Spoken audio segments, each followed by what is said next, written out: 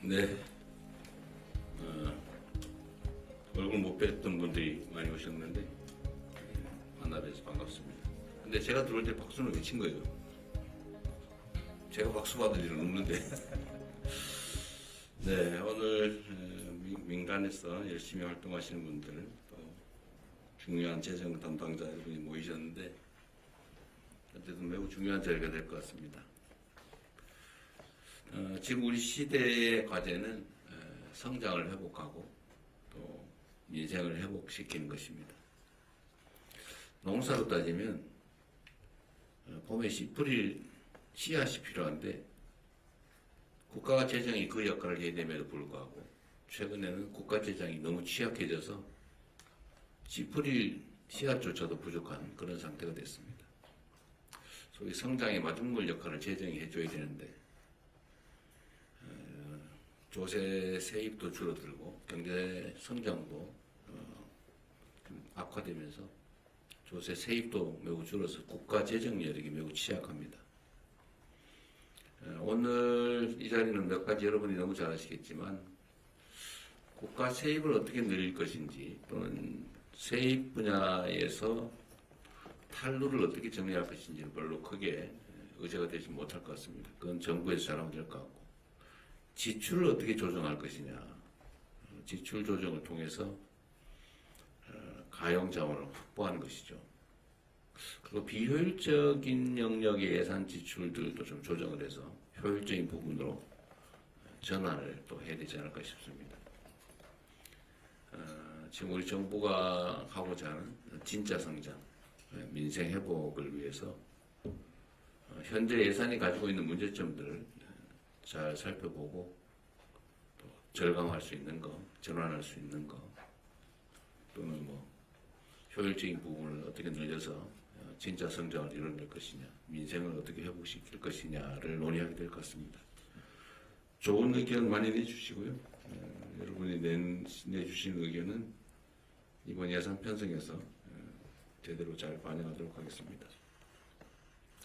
저도 이제 국가 살림을 하다 보니까 뭐 해야 될 일은 많은데 쓸 돈은 없고 참 고민이 많습니다. 지금 상태에서 이제 밭은 많이 마련되어 있는데 뿌리 씨앗이 없어서 밭을 묵힐 생각을 하니까 참 답답해요. 그래서 이 씨앗을 옆집에서라도 좀 빌려오든지 하려고 그러니까 왜 빌려오냐? 있는 살림으로 살아야지. 뭐 이것도 주장하는 사람들이 있어요. 아니 지금 한 대박 빌려다가 쥐풀에서 가을에 한 가마 수확할 수 있으면 당연히 빌려다 씨를 뿌려야 되는 거 아닌가요? 근데 이 점에 대해서도 무조건 빌리지 마라. 있는 걸로 살아라. 이러면 농사를 못하게 되겠죠. 이런 점들에 대해서도 우리 함께 고민해보면 좋겠습니다. 네, 준비된 거 진행하시면 되겠습니다. 고맙습니다. 그럼 본격적인 토론에 앞서 오늘 귀한 제안을 해주시기 위해 자리를 함께 해주신 전문가분들부터 소개해드리겠습니다. 한국조세재정연구원 장우현 선임연구위원이십니다. 예. 명지대학교 우석진 교수님이십니다. 나라살림연구소 이럴 때 박수 주세요. 예, 감사합니다. 나라살림연구소 정창수 소장님이십니다. 참여연대 기획 신승근 조세재정개혁센터 소장님이십니다. 더불어 기획재정부 유병서 예산실장님과 예, 그리고 예산실 국과장님들 예, 그리고 6개 부처 국장님들이 자리를 함께 해주셨습니다. 다시 한번 박수 한번 주시기 바랍니다. 오늘 간담회는 사상 최초로 대통령님과 함께 예산을 편성하는 부처 공무원 그리고 재정 분야 전문가들이 자유로운 토론을 벌이는 자리입니다. 적극적인 의견 개진과 의미 있는 제안이 이루어지길 기대합니다. 아울러 오늘 간담회 일정 전체가 국민께 공개된다는 점도 알려드립니다. 그럼 먼저 본격적으로 토론을 시작해 보겠습니다. 첫 순서로 기획재정부 유병서 예산실장이 2026년 예산안 지출 구조조정 추진사항을 설명해 주시겠습니다. 예산실장께서는 원활한 진행을 위해 주어진 시간을 꼭 준수하여 주시기 바랍니다. 참석자분들께서는 발표 이후 자유롭게 손을 들고 소속과 성함을 밝히신 후 의견을 말씀해 주시면 감사하겠습니다. 네, 부탁드립니다. 예, 기재부 예산실장 유병서입니다. 내년도 예산 지출 구조 조정 추진 상황에 대해서 보고드리겠습니다. 대통령께서 말씀하신 대로 그간 재정은 지속 가능성 제고에 중점을 두다 보니 경제사회 변화에 대응해서 기술 혁신을 통한 성장이라든지 국민의 기본 수요 충족 등 재정의 역할이 일부 미흡했던 것이 사실입니다. 따라서 이제는 재정이 단기적으로는 경기 대응을 위한 마중물 역할을 하고 AI 대전환, 저출산 고령화, 기후변화 등 구조적 요인에 적극적으로 대응할 필요가 있습니다.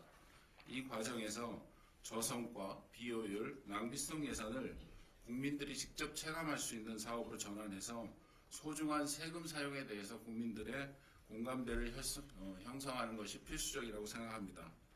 기존의 점증적 예산 편성에서 벗어나 이번에는 모든 예산을 제로 베이스에서 검토하고 국민이 효능감을 높일 수 있도록 새 정부 핵심 과제에 재투자하도록 편성하였습니다. 정부 출범 이후에 대통령께서 지출구조 조정을 강조하셨고 저희가 3달에 걸쳐 3차례 부처와 왔다 갔다 하면서 긴밀히 협의를 했습니다. 특히 7월 15일에는 국무회에서 대통령께서 낭비성 예산을 과감히 조정하고 효율적인 예산 편성이 가능하도록 하라는 말씀을 하셨고 직후에 관계부처 차관회의, 국민 제안 수렴, 제3차 비상경제 TF, 장관협의회 등을 거쳐서 지출구조조정안을 마련했습니다. 추진 실적을 보고드리겠습니다. 총액으로는 역대 최고 수준인 27조 원 정도를 절감하였고 재량 지출은 25조 원, 의무 지출은 2조 원 수준을 절감했습니다. 이쪽입니다. 구조조정 대상 1만 7천 개 중에 4분의 1 수준인 4,400개 사업을 감액했습니다. 이번 구조조정 과정의 3가지 특징을 간단히 말씀드리면 첫째는 단순히 감액만 하는 것이 아니고 사업 전반에 대해서 효율화, 재구조화를 추진했고 폐지 사업도 25년에 한 200여 개에서 이번에는 1,300개 정도를 적극적으로 폐지하고 구조 전환했습니다. 두 번째, 과거에는 사업비 중심의 지출 구조 조정에 치중했었던 반면에 이번에는 연례적 행사비, 홍보비, 행정경비 등 경상비에 대해서도 별도의 절감 목표를 주고 거기에 따라서 공공부문 효율화를 같이 병행 추진했습니다. 세 번째, 교육교부금, 구직급여 등 의무지출 제도 개선도 일부 시행해서 중장기 재정 효율성 제고에도 노력을 하였습니다. 다음은 주요 내용을 설명드리겠습니다. 첫째, 경상비에 있어서는 관행화된 업무 추진 방식을 전환하거나 소규모, 분절화된 사업을 통폐합해서 규모의 경제를 도출하는 방식으로 과감히 절약하였습니다. 예를 들면 여비의 경우에는 출장을 최소화하거나 비대면으로 전환하는 등의 방식으로 국세청에서만 55억 원을 절감했고 대학 지원 사업은 통폐합해서 운영비를 한 68억 원 정도 절약하였습니다. 또한 연례적으로 행사를 하거나 홍보비를 하는 경우에는 182개 사업에 대해서 479억 원 정도를 절약하였다는 보고를 드립니다. 우체국 재건축의 경우에는 민자 사업으로 전환해서 1,000억 원 정도를 절감하는 방식으로 전환했습니다. 3쪽입니다. 사업비의 경우에도 규모와 체계화를 통해서 성과가 날 수 있는 사업 방식으로 재편하고 민간 지자체의 역할을 강화하였으며 여건이 변화됐는데도 불구하고 여전히 유지되고 있는 사업들은 적극적으로 구조조정했습니다. 예를 들면 출연연의 소규모 수탁과제는 한 5천억 정도의 사업을 감축해서 한 100여 개의 대형 과제로 전환하는 방식을 취했고요. 직업훈련의 경우에도 일반이나 기초 직업훈련 인원은 대폭 축소하고 AI 특화훈련 등 시대에 맞는 과정으로 전환했습니다. 금융지원의 경우에 좀비 우량 중소기업의 금융지원은 7천억 정도 축소했고 단기간에 급증한 ODA 같은 경우에는 1조 원 이상을 감축해서 정상화된 트랙으로 오도록 했습니다. 농산물 유통구조의 경우에도 오프라인 지원은 대폭 축소하고 온라인 쪽에 재정 투자가 가도록 했고 화석연료 지원도 1,000억 원가량을 절감해서 신재생 에너지 투자 쪽에 투자 중점을 두었습니다. 구형 재래식 무기 도입은 중단하도록 폐지했고 AI, 드론, 로봇 등 최첨단 무기 체계에 투자될 수 있도록 전환하였습니다. 의무 지출의 경우에는 교육세 배분 구조를 개편해서 교육교부금을 축소하였고 구직급여의 경우에도 인정기준 강화 등을 통해서 도덕적 해이를 최소화하도록 하였습니다. 이번 지출구조조정 과정에서는 국민들의 제안도 저희가 적극적으로 받아서 여러 아이디어 중에 ODA의 책임성을 강화하는 부분, 취업활동에 참여수당을 지급하는 방식 등의 변경을 통해서 한 1,000억 원 이상을 절약할 수 있었습니다. 앞으로도 국민참여예산 플랫폼에 지출 효율화 관련 국민제안 창구를 상설화하고 국민제안 활성화를 위한 포상금을 상향하는 등의 검토를 해나가겠습니다. 다소 미흡했던 의무지출 절감은 앞서 말씀드린 교육교부금, 실업급여의 제도 개편, 근본적인 제도 개편 방안을 더 발굴하고 기초연금 수급 기준, 무기 획득 체계 개선 등의 과제도 함께 검토하도록 하겠습니다. 특히 쌀 생산의 경우에는 생산 단계의 직불금이라든지 쌀 비축의 낭비 요인, 전략작물 전환에 따라서 또 비축을 해야 되는 예산의 소요 등 여러 가지 문제가 있어서 이런 부분들은 근본적인 해결이 가능하도록 농지 전용의 활성화라든지 다양한 방안을 국민적인 공론화를 통해서 적극적으로 추진해 나가도록 하겠습니다. 마지막으로 예산 편성은 국민이 정해주신 국정 기조에 따라 국가의 재원 배분을 재구조하는 것이 저희 업의 본질이라고 생각합니다. 저희가 예산을 하다 보면 예산은 쪼개지거나 흩어지면 굉장히 약해지고 구조조정을 통해서 모으면 큰 힘과 성과를 낼 수 있습니다. 사실은 대한민국의 CFO로서 이러한 사명을 다하도록 부단히 노력하겠습니다. 감사합니다.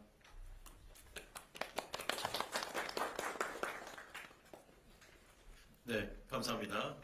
지금부터 그러면 자유롭게 토론에 임해 주시면 감사하겠습니다. 이거 회의하다 보면 처음엔 얘기 안 하다가 꼭 끝에 가면 막 몰리던데 누구 말씀대로 기탄 없이 준비된 거 빨리 하시죠. 우리 정창수 소장님. 하겠습니다. 네, 짧은 시간 적은 모자란 세입에도 불구하고 예산을 짜시느라 고생하신 부분 충분히 공감합니다. 그래도 제 역할이 있으니까 좀 쓴소리를 좀 하겠습니다. 그 첫 번째는 이 자료 공개 문제입니다. 지금 이 예전보다 저희가 매년 이 지출구 조정에 대한 보도 자료를 보면 그 몇 건의 사례를 들고 큰 액수만 제시하는 것으로 끝나는 경우가 많습니다. 전체 리스트를 공개한 적이 없습니다. 지금까지.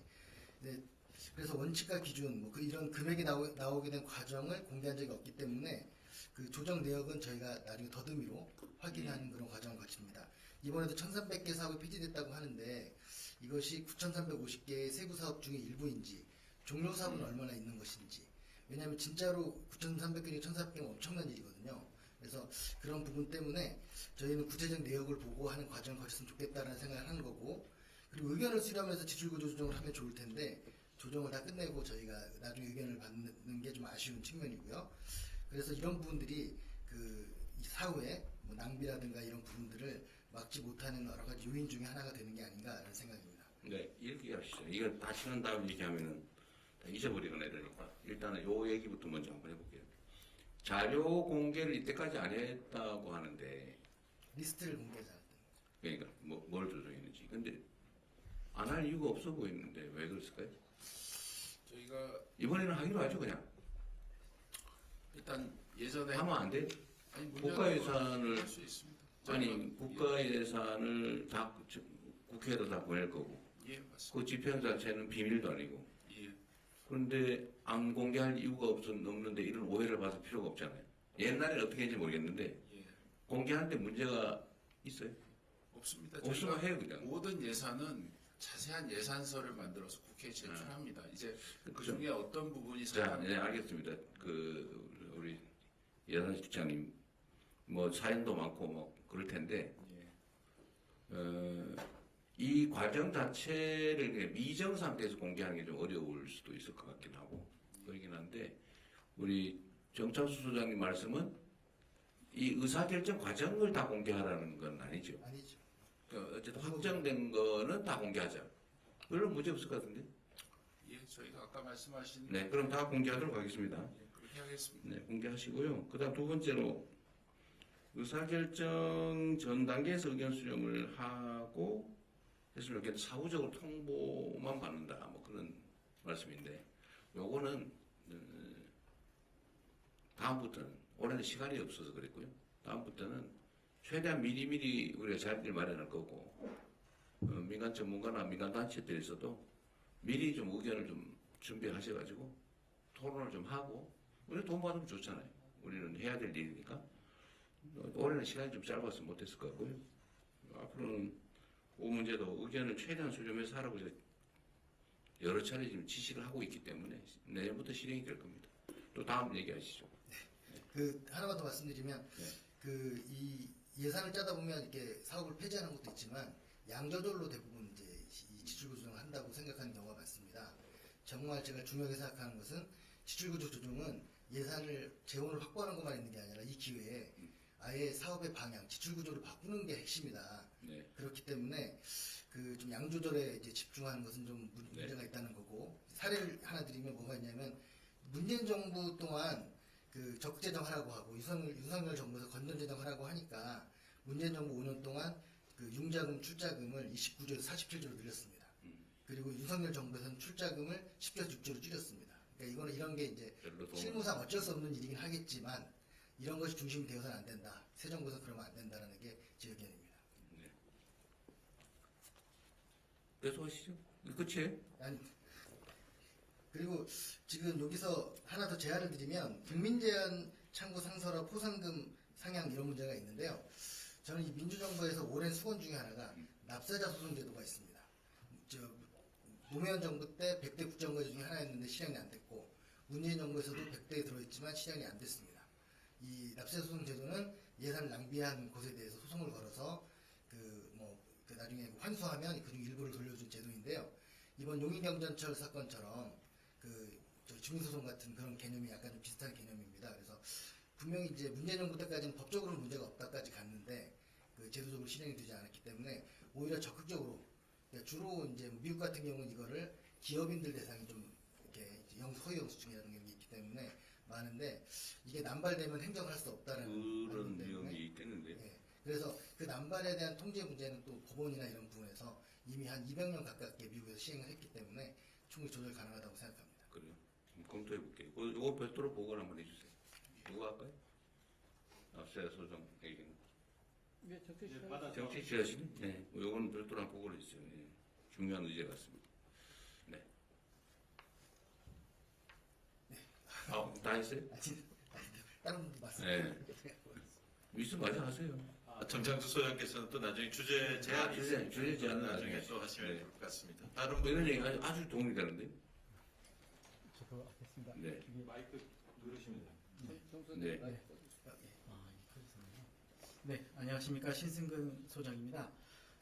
저는 제안하려고 하는 것은 모든 사업을 제로 베이스에서 기재부에서 이제 검토하겠다고 하셨는데, 그래서 국민이 체감할 수 있는 사업으로 전환을 하겠다고 하셨잖아요.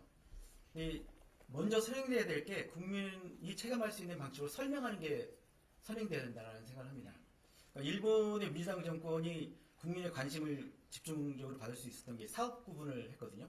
그러니까 공개 토론 방식으로 TV와 인터넷을 통해서 국민들이 참여할 수 있게 해준 거죠.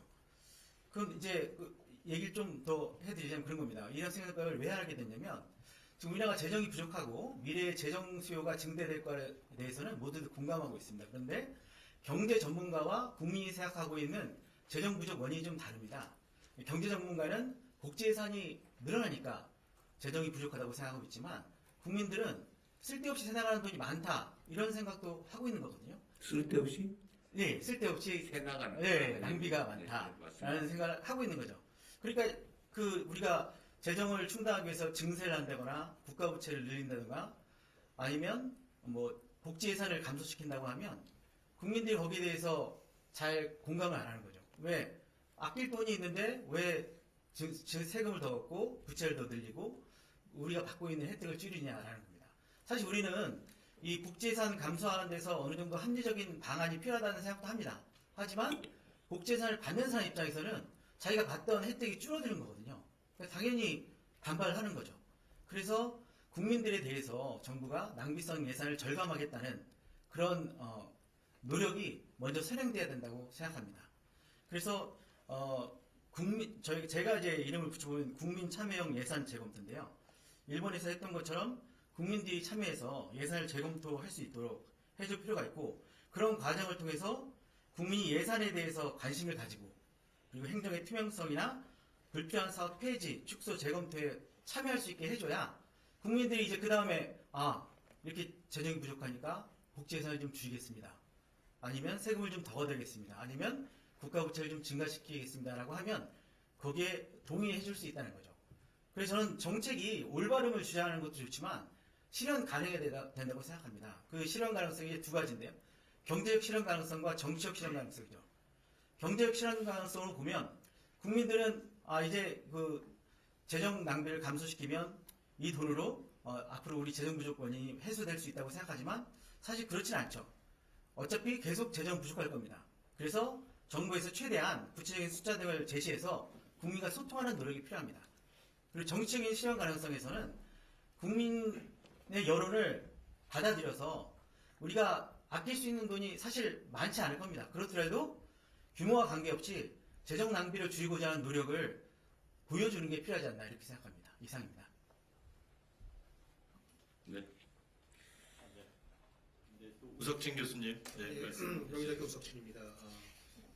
실장님 얘기 잘 들었는데 27조를 절감한다는 얘기는 사실은 듣기 좋은 얘기지만은 사실은 굉장히 큰 규모이기 때문에 국민 입장에서 보면은 사실 믿기가 좀 어려운 숫자인 것도 사실일 것 같습니다. 이거 부풀려진 거 아니냐 뭐 이런 생각이 하나. 설마 그러겠어요. 그러니까 원래 이제 사업이 이제 없어져야 되는 사업인데 이거를 그냥 여기 실적으로 넣은 거 아니냐 이제 뭐 그런 의미에서 아까 정철수 소장님 말씀해주신 불신이 우리 사이에 엄청나게 깊네요. 네. 정보가 그렇기 때문에 또 그런 측면이 하나가 있고 네. 27조가 이제 감축이 된다고 하면은 그동안 진행되는 사업에 대한 이제 구조조정이 진행이 되는 건데 이것도 이제 국민들이 사실은 수혜를 받고 있는 사업 중에 일부일 겁니다. 그래서 이게 그렇죠. 예산실에서 나서서 그냥 이게 문제가 있는 사업이다 이렇게 그냥 얘기했을 때 기존 수혜자들의 반발이 뭐 상당할 거로 예상이 되는데 그렇다면 과학적이고 일관성 있는 평가 기준에 의해서 그런 납득할 수 있는 논리가 있어야지만 국민들이 또 납득을 좀 할 것 같습니다. 그래서 뭐 지금은 올해는 좀 시간이 없어가지고 뭐 이렇게 일방향으로 진행이 됐다고 하면은 차후에 진행될 때는 좀 체계적으로 어떤 근거에 의해서 평가는 이렇게 진행이 됐기 때문에 이런 것들은 삭감이 되는 거고 이런 것들은 조금 살아남아 있는 거다 이렇게 좀 설명이 될 수 있다고 하면은 국민들의 수용성이 좀 높아지지 않을까 그렇게 생각해봤습니다. 네. 어쨌든 신승근 교수님, 우석진 교수님 말씀을 좀 종합해서 제 의견을 잠깐 말씀드리면 다 맞는 말씀이세요. 근데 저도 사실은 이 예산 이제 시민단체 활동할 때도 뭐 참여 예산 이제 주장도 해보고 또 시장 도지사 하면서 예산 실제 편성도 해보고 했는데 제가 이 국가 예산을 한번 들여다보고 좀 불필요한 거는 없애고 효율성이 낮은 건 좀 바꾸고 이렇게 해보려고 마음먹었는데 지금 못하고 있어요. 너무 방대해서 이 실제로 거의 불가능하더라고요. 그래서 결국은 이제 관련 공무원들하고 부처에 맡겨놓을 수밖에 없는데 하여튼 저는 여기 이런 측면에서 국민들 관심이 진짜 필요하다고 생각해요. 예를 들면 예산을 전부 공개를 하면 그러면 관심 있는 쪽이 다 들여다보고 이거는 좀 비효율적인데 이건 하면 안 되는 건데 뭐 이런 것들을 평가를 해야 되잖아요. 그런데 예를 들면 어떠세요, 신 교수님? 연간 예산이 이제 어쨌든 국회에서 편성이 되면 공개가 되잖아요. 네. 그거 다 들여다보세요. 아니 못 보죠. 그러니까 그게 문제예요. 저는 이제 관련 공무원들한테도 우리 대통령실에도 좀 그걸 다 들여다보고 좀 조정을 좀 하면 좋겠다 하는데 막상 보려니까 너무 많아가지고 아무도 사실은 못 보는 상황이더라고요. 근데 예를 들면 어떠세요? 우리 우석진 교수님도 이거를 공직자들은 자기가 하는 일이기 때문에 당연히 옳은 일, 필요한 일을 했다고 생각하고 있죠. 맞습니다. 얘 스스로 뭐 잘 못 바꿔요. 아니 옳다고 생각했는데 그걸 내가 잘못했구나 그럴 리가 없잖아요. 그래서 그건 결국 외부에서 해줘야 되는데 근데 그게 이제 민간 시민단체나 한 국회의 몫이잖아요. 네, 맞습니다. 그래서 제가 국회도 좀 잠깐 있어봤는데 그 역시 너무 방대해가지고 예산 결산 담당하는 국회의원들도 내용을 다 파악을 못하더라고요. 그래서 뭐 몇억, 몇십억짜리 이런 거 아예 못 보고 정치적 쟁점되는 것들밖에 못 보는데 결국 그러면 국민들의 집단지성을 통해서 보는 게 제일 좋잖아요. 눈이 이렇게니까. 그렇잖아요. 그죠? 네. 근데 실제로 어떠세요? 시민단체들이나 민간에 우리 장창수 수장님도 나라살림 연구를 하시는 분인데 다 들여다 보실 수 있어요? 그거 당연히 못하는데요. 그럼 어떻게 해야 돼요? 이거를 저는 봐야 된다고 생각해요. 예를 들면 담당 공무원 또는 담당 부처는 당연히 자기들이 하는 일이니까 하는데 관성이 생기잖아요. 그러면 새로운 시각으로 또는 제3자의 시각으로 냉정하게 이걸 보고 분석해야 되는데 누가 합니까? 대통령이 말씀이 맞습니다. 그래서 일본에서도 이 참여, 그 사업부분 그 사업에 참여한 분들이 언론, 전문가, 좀 요약해서 시간이 네, 그런 분들이 참여했고요. 그래서 결국 많은 사업 중에 전문가나 그 언론들이 먼저 사업을 선별해야 됩니다. 쟁점 사업을 먼저 선정해서 거기에 대해서 토론을 하는 거죠. 그걸 민간에다가 맡기면 예를 들면 용역을 준다든지 아니면 상시 뭐 점검을 할 수 있는 뭐 민간단체 지원을 해준다든지 옴부즈만 제도 같은 거. 옴부즈만 제도 같은 걸 만들면 네, 그러면 1년 내내 그걸 한번 검토해 볼 수 있나요? 네, 그렇습니다. 그게 법률상으로는 허용되는 거예요. 예를 들면 예산을 정부 돈을 들여서 좀 점검할 민간의 용역을 준다든지 이게 가능한가요? 예, 충분히 가능하고요. 저희가 전문가들 그룹 쪽으로 이제 보조금 평가, 존치 평가, 뭐 여러 가지 평가들을 해서 많이 의견 수렴을 하고 지구조의 경우에도 우리 저 재정기획보좌관님도 예전에 참여하셨었는데 분야별로 전문가 그룹들을 만들어서 저희가 지구조가 뭐가 필요한지 지출구조 조정이 이런 부분들을 상시적으로는 하고 있습니다. 근데 말씀하신 국민들께서 직접 제안하는 부분은 요번에 의견을 듣거나 이런 부분들에 대해서 저희가 상시적으로 하려고 하는데 사실 잘안 되죠. 이게 이번에도 제가 사실 지시를 해가지고 국민들 의견을 예산 편성에 받았잖아요. 예, 얼마 동안 받았죠?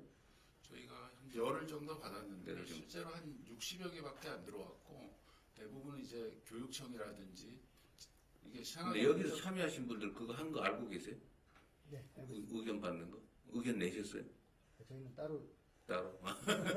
이번에 저 정창수 소장님 주신 것 중에 저희가 반영을 해서 거의 한 4, 5조 정도는 요 안에 포함이 돼 있습니다. 실무적으로 한번 회의를 의견들 평소에 했습니다. 갖고 이런 있어요. 회의를 한 달 전에. 근데 이건 역시 여기도 전문가분들은 중요한 것 몇 가지 관심 있는 부분을 보시지 전체를 보지 못하죠. 전체를 한번 점검하는 시스템을 만들어야 되겠어요. 그죠? 예산 정책처가 그런 취지로 원래 만들어졌고 일정 부분 그 역할을 하긴 하죠. 국회 예산 정책처. 맞습니다. 의회에 보내면 예산정책처에서 세부 사업을 다 검토하고요. 국회에 또 예결위에 각 상임위 예결위에 전문위원들이 있지 않습니까? 그분들이 검토를 해서 의원님들한테 보고를 하고 그런데 그 말은 맞는데 시스템이 다 갖춰져 있죠. 뭐 국가라고 하는 게 대한민국 정부 엉터리는 아니니까 당연히 그렇게 하는데요. 그래서 내가 보기에는 어쨌든 수백조 원의 예산서가 어쨌든 엄청난 분량의 예산서가 올라오잖아요, 그죠? 그럼 그 안에는 뭐 몇천만 원짜리, 뭐 몇백만 원짜리부터 몇 억짜리 다 있는데 그걸 심의하는 걸 본 일이 없어요. 그게 삭감되는 것도 본 일이 없어요. 그냥 정치적 쟁점 되는 것들, 뭐 몇백억짜리, 뭐 몇십억짜리, 특별히 문제되는 거 이런 건 하지. 예를 들면 정말로 생활상에 관계되어 있는 것들을 자세히 해서 삭감한 사례를 본 일이 없거든요. 그게 제대로 물론 뭐 우리 예산실에서 아주 치밀하게 잘 짜서 그렇겠죠. 예. 그런데 결과적으로 불만이 있는 거죠. 제 생각에는 그 1% 법칙이라는 게 있지 않습니까? 1% 국민만 이걸 이해할 수 있어도 제가 볼 때 크게 바뀔 것 같은데 이해하는 사람이 적기 때문에 이해하는 사람을 만드는 과정이 필요하다고 생각을 합니다. 50만 명의 국민이 이해를 하면 나라가 혁명이 되겠죠. 어쨌든 그 시스템도 한번 연구를 해보면 좋겠어요. 저는 민간단체들이 지금 자원봉사하고 있는데. 예, 저희 예산 아무거나 정책처하고 그다음에 말씀하신 대로 일종의 예산 NGO랄지 이런 것도 있고 그쪽에 뭐 지금 하고 계시는 일들을 조금 더 넓히고 제 언뜻 생각으로는 뭐 전국의 행정학 연구하는 분들에게 좀 이렇게 연구 과제도 주고 네. 그래서 그런 뭐 방안들을 좀 검토해 보겠습니다. 추가로 대통령님 제가 예결위 간사 출신으로 국회 그렇지. 예결위 간사에서 보면 말씀하신 대로 이게 이제 공개성도 좀 미비한 게 있고 또 그 공개된다 하더라도 투명하지 않다라는 점이 있고요. 공개되지 않고 투명하지 않은 와중에서 전문성도 좀 결여되고 무엇보다도 이게 내가 꼭 해야 된다는 의식들이 없습니다. 그리고 외람된 이야기지만 우리 저기 예정처 출신의 분도 계시고 기재부도 계시지만 별 다르지 않습니다. 내용이. 그들 안에서도 그렇게 견제나 이런 관계가 이루어지는 건 구조적으로 아니고요. 제가 좀 제안드리고 싶은 건 오히려 부처별로 부처 안에서 이것들이 먼저 좀 걸러지는 자율적 시스템이 가장 우선합니다. 왜냐하면 이게 또 전문 영역으로 넘어가면 잘 모른다 이런 것들이 되게 많거든요. 꼭 필요하다라는 이런 문제가. 그래서 1차적으로는 부처에서 줄이고 부처에서 또 어디다 쓰고 싶어 하는 것을 한번 크로스 체크하는 게 되게 필요한데 그렇지 않고 필요한 요구는 기재부에 가서 하고 줄이는 요구는 안 하거든요. 그러니까 부처에서 어떤 약간의 실링의 개념처럼 많이 줄이는 만큼 많이 효율적으로 쓸 수 있게 해주겠다라는 것들이 시스템으로 반영되는 것도 한번 검토해 볼 필요는 있습니다. 조정의 결과물을 각 부처가 자율적으로 편성할 수 있게 해주자. 뭐, 그 좋은 생각이네요. 하여튼 그런 문제가 있어요. 그러니까 이게 말은 다 맞는데, 철저하게 감시하고, 철저하게 걸러내고, 해야 된다는 건 다 맞는데, 공자님 말씀인데, 이게 현실에서는 쉽지 않더라. 뭐, 그걸 어떻게 가능하게 만들 거냐를 사실 논의해야 되는 거죠. 예. 예, 저희가 만들고요. 저희 뭐 비서실 내 우리 회의체에서도 한번 논의하고 네. 추하고 해서 저희가 만들어서 사실 민간단체에도 좀 지원을 해줘가지고 차라리 좀 검토를 일상적으로 할 수 있게 해주는 것도 한번 연구해 보시죠. 뭐 지원되는 예산보다는 훨씬 더 많은 절감 효과가 있을 것 같긴 해요. 네, 한번 해보시죠. 네, 알겠습니다. 네, 대통령님 지금 뭐 초반이지만 굉장히 열띤 토론이 되고 있습니다. 또 이 민간 전문가들께서 가지고 온 좋은 주제가 있습니다. 네. 그래서 먼저 세 분의 민간 전문가들이 가지고 오신 제안을 듣고 그리고 해당되는 주제에 대한 부처 공무원들과 예산실에 또 토론을 하시면 좋을 것 같습니다. 먼저 순서에 의해서 한국조세재정연구원 장우현 선임연구위원께서 효율적 재정 지출을 위한 중소기업 정책 재구조화 제안을 먼저 제안을 해주시고 다음 우석진 교수, 정창수 소장께서 각각 제안을 해주시면 전체를 다 듣고 나서 토론을 하도록 하겠습니다. 제안자께서는 주어진 시간 안에 해주시면 감사하겠습니다. 예, 첫 발제하도록 하겠습니다. 효율적 재정 지출형 중소기업 정책 재구조화 제안에 관한 내용이고 오늘 회의와 굉장히 연관이 깊은 내용이라고 말씀을 드릴 수가 있겠습니다. 일단 첫 페이지부터 가겠습니다. 문제의식 자체는 모두 알고 계실 겁니다. 중소기업은 우리나라의 든든한 허리 역할도 해야 되지만 일부 우수한 중소기업들은 성장을 해서 중견기업, 대기업으로 뻗어나가고 세계 초일류 기업이 돼서 경제의 대들보가 되어야 하는데 아쉽게도 그렇지 못한다는 사실은 우리 모두 다 알고 있다고 생각을 합니다. 그래서 우리는 두 가지 질문을 좀 던지고자 합니다. 과연 우리나라 중소기업이 열악하기 때문이냐? 그래 성장을 할 수가 없는 것이냐. 두 번째로는 우리나라 전략이 이미 성장 지향적으로 잘 짜여져 있는데도 이렇게 안 되는 것이냐라는 것인데 오늘 드리고 싶은 문제 제기는 두 가지 다 사실이라고 보기 좀 어렵다는 내용으로 말씀을 드리고 싶습니다. 이 페이지에 말씀드리겠습니다. 중소기업은 단순 평균을 해서 대기업하고 소상공인까지 다 포함한 중소기업을 이렇게 만든 다음에 중소기업은 다 좀 불쌍하고 안 되고 성장 여력이 없고 대기업만 중심인 것처럼 이야기하지만 한국평가데이터 그리고 전수조사인 통계청 경제총조사를 가지고 증거 기반으로 본다면 그런 것은 좀 받아들이기 어려운 편견이라고 말씀을 드릴 수가 있겠습니다. 3페이지 보여드리겠습니다. 3페이지는 소상공인을 제외하고 우리나라 중소기업을 10개 그룹으로 나누고요. 수익성이 높은 중소기업부터 이제 낮은 중소기업을 10개씩 나누고 대기업을 10개씩 나눈 그림입니다. 보는 분들이 많이 놀라시곤 합니다. 이게 왜냐하면 지금 선 그래프가 수익성입니다. 그리고 위에 있는 그 선 그래프가 놀랍게도 중소기업 쪽입니다. 따라서 중소기업 상위 10% 중소기업들은 100원의 자산을 가지고 47원의 영업이익을 만드는 정말로 높은 수익성을 보이고 있습니다. 대기업은 20%에 불과합니다. 쭉 그리고 아래에 있는 막대 그래프는 자산의 규모인데요. 가지고 있는 자산의 규모인데 아쉽게도 상위 10%의 중소기업은 35조 원밖에 가지고 있지 못합니다.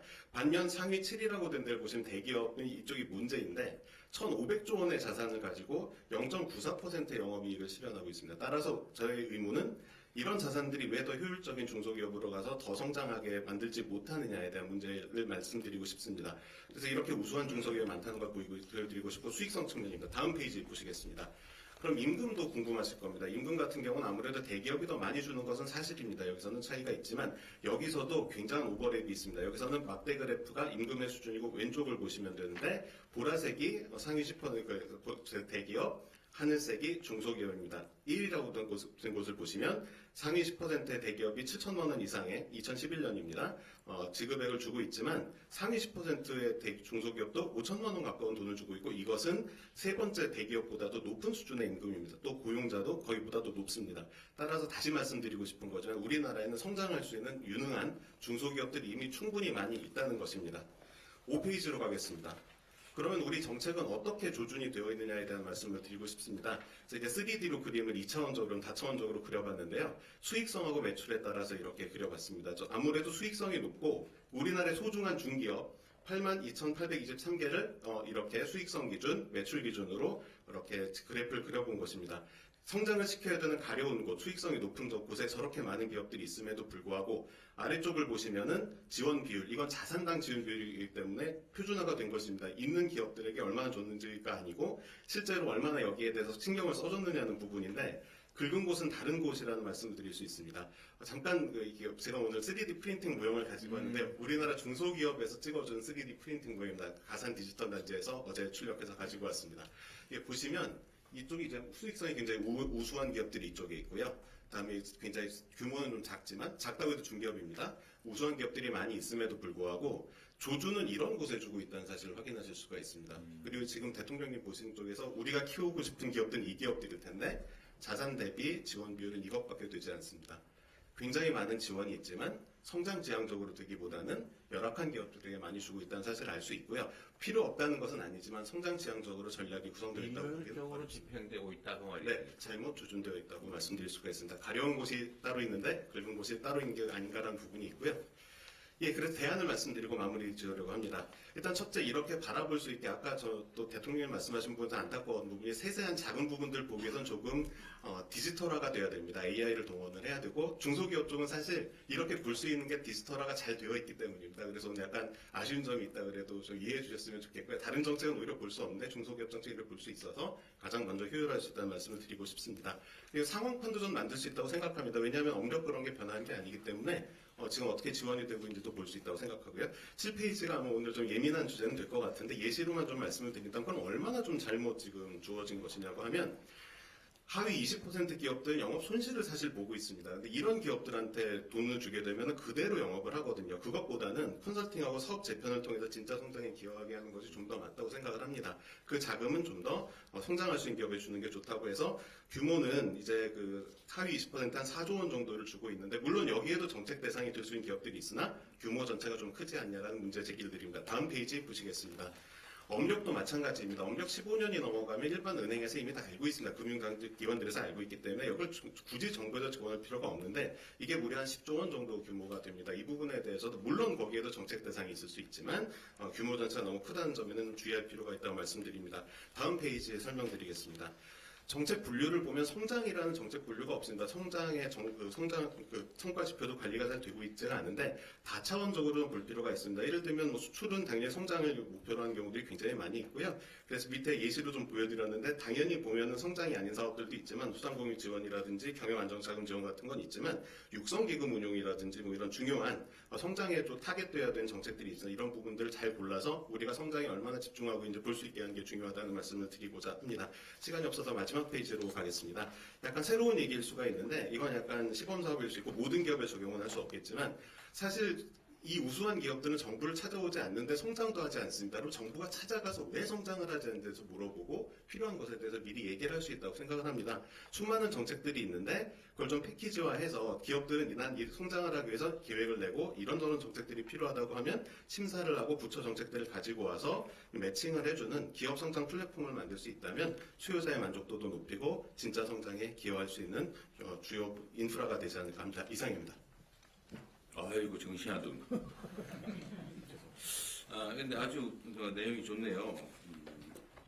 소위 우리가 일반적으로 말하는 좀비 기업의 지출 지원이 아깝다 그런 얘기인데, 근데 그 기업들을 가려내는 건 쉽게 할 수 있는 건가요? 우선 뭐 전부 가려낼 수는 없다고 해도 집단을 볼 수는 있고 그 안에서 얼마 정도만 주어야 된다는 분포의 기준은 분명히 줄 수 있다고 생각합니다. 중소기업부가 어떤 이 엄청나게 많은 종류의 다양한 기업들이 있는데 그걸 분류해가지고 거기 특성에 맞는 지원들을 해야 되는데 지금 그냥 쏟아붓듯이 하고 있는 거죠. 똑같은 정책을 살포하듯이 뿌리고 네. 그렇죠. 근데 이 중소기업부가 인력이나 이런 것 때문에 사실은 어려운 게 있지 않나? 산업예산과장님 안 계신가요? 이게 그러면 주제별로 토론을 일단 네, 그 발표된 거 얘기 좀 듣고 하시죠. 지나가면 다 잊어버리니까. 네, 그러면 먼저 이거 대통령 질문에 대해서 중소벤처기업부나 아니면 기재부 얘기하면 다 들어보시죠. 이게 이야기 한번 중요한 지적 같은데. 어디서 먼저 이야기하시고 효율적 지원이 못 되는 부분을 효율적인 부분으로 바꾸면 저쪽에 중소벤처기업 대통령 오른쪽에 있습니다. 네. 네. 네. 예, 중소벤처기업부 글로벌 성장 정책관입니다. 오늘 발제해 주신 부분 좀 아프게 잘 들었고요. 좋은 말씀 많이 감사드립니다. 예, 다만 중소기업 같은 경우에는 다양성이 일단 기본이고요. 대기업이나 이런 그룹 집단들은 사업들도 좀 정해져 있고 이미 기반이 잘 갖춰져 있어요. 이제 중소기업은 제조업이나 중소기업까지만 해도 한 33만 개, 그렇죠. 34만 개, 소상공인까지 하면 한 800만 개까지 육박하고 있습니다. 특히나 이제 코로나하고 3구 위기를 겪으면서 경영 체력이 너무 약해져 있는 상황이었고, 그다음에 어느 기업들도 그러니까 좀 이런 위기 상황이 오면 대기업들은 좀 버틸 수 있는 힘이 있는데 중소기업이나 소상공인들은 기초 체력보다 좀 밑으로 떨어지는 경향이 있습니다. 그러니까 버틸 수 있는 힘이 없어지기 때문에. 네.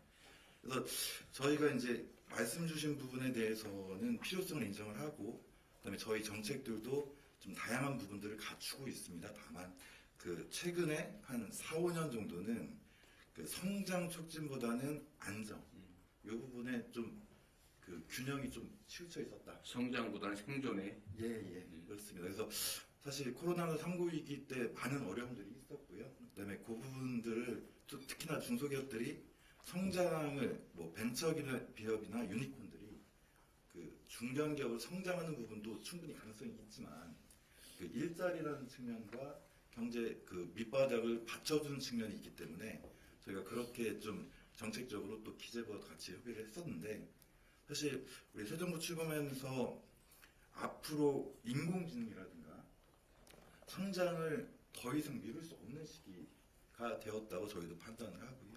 특히나 오늘 말씀 주신 부분 중에 저희가 그동안 심스라고 해서 지원 이력 관리 시스템 같은 것도 있는데 현황 중심의 관리였습니다, 사실상.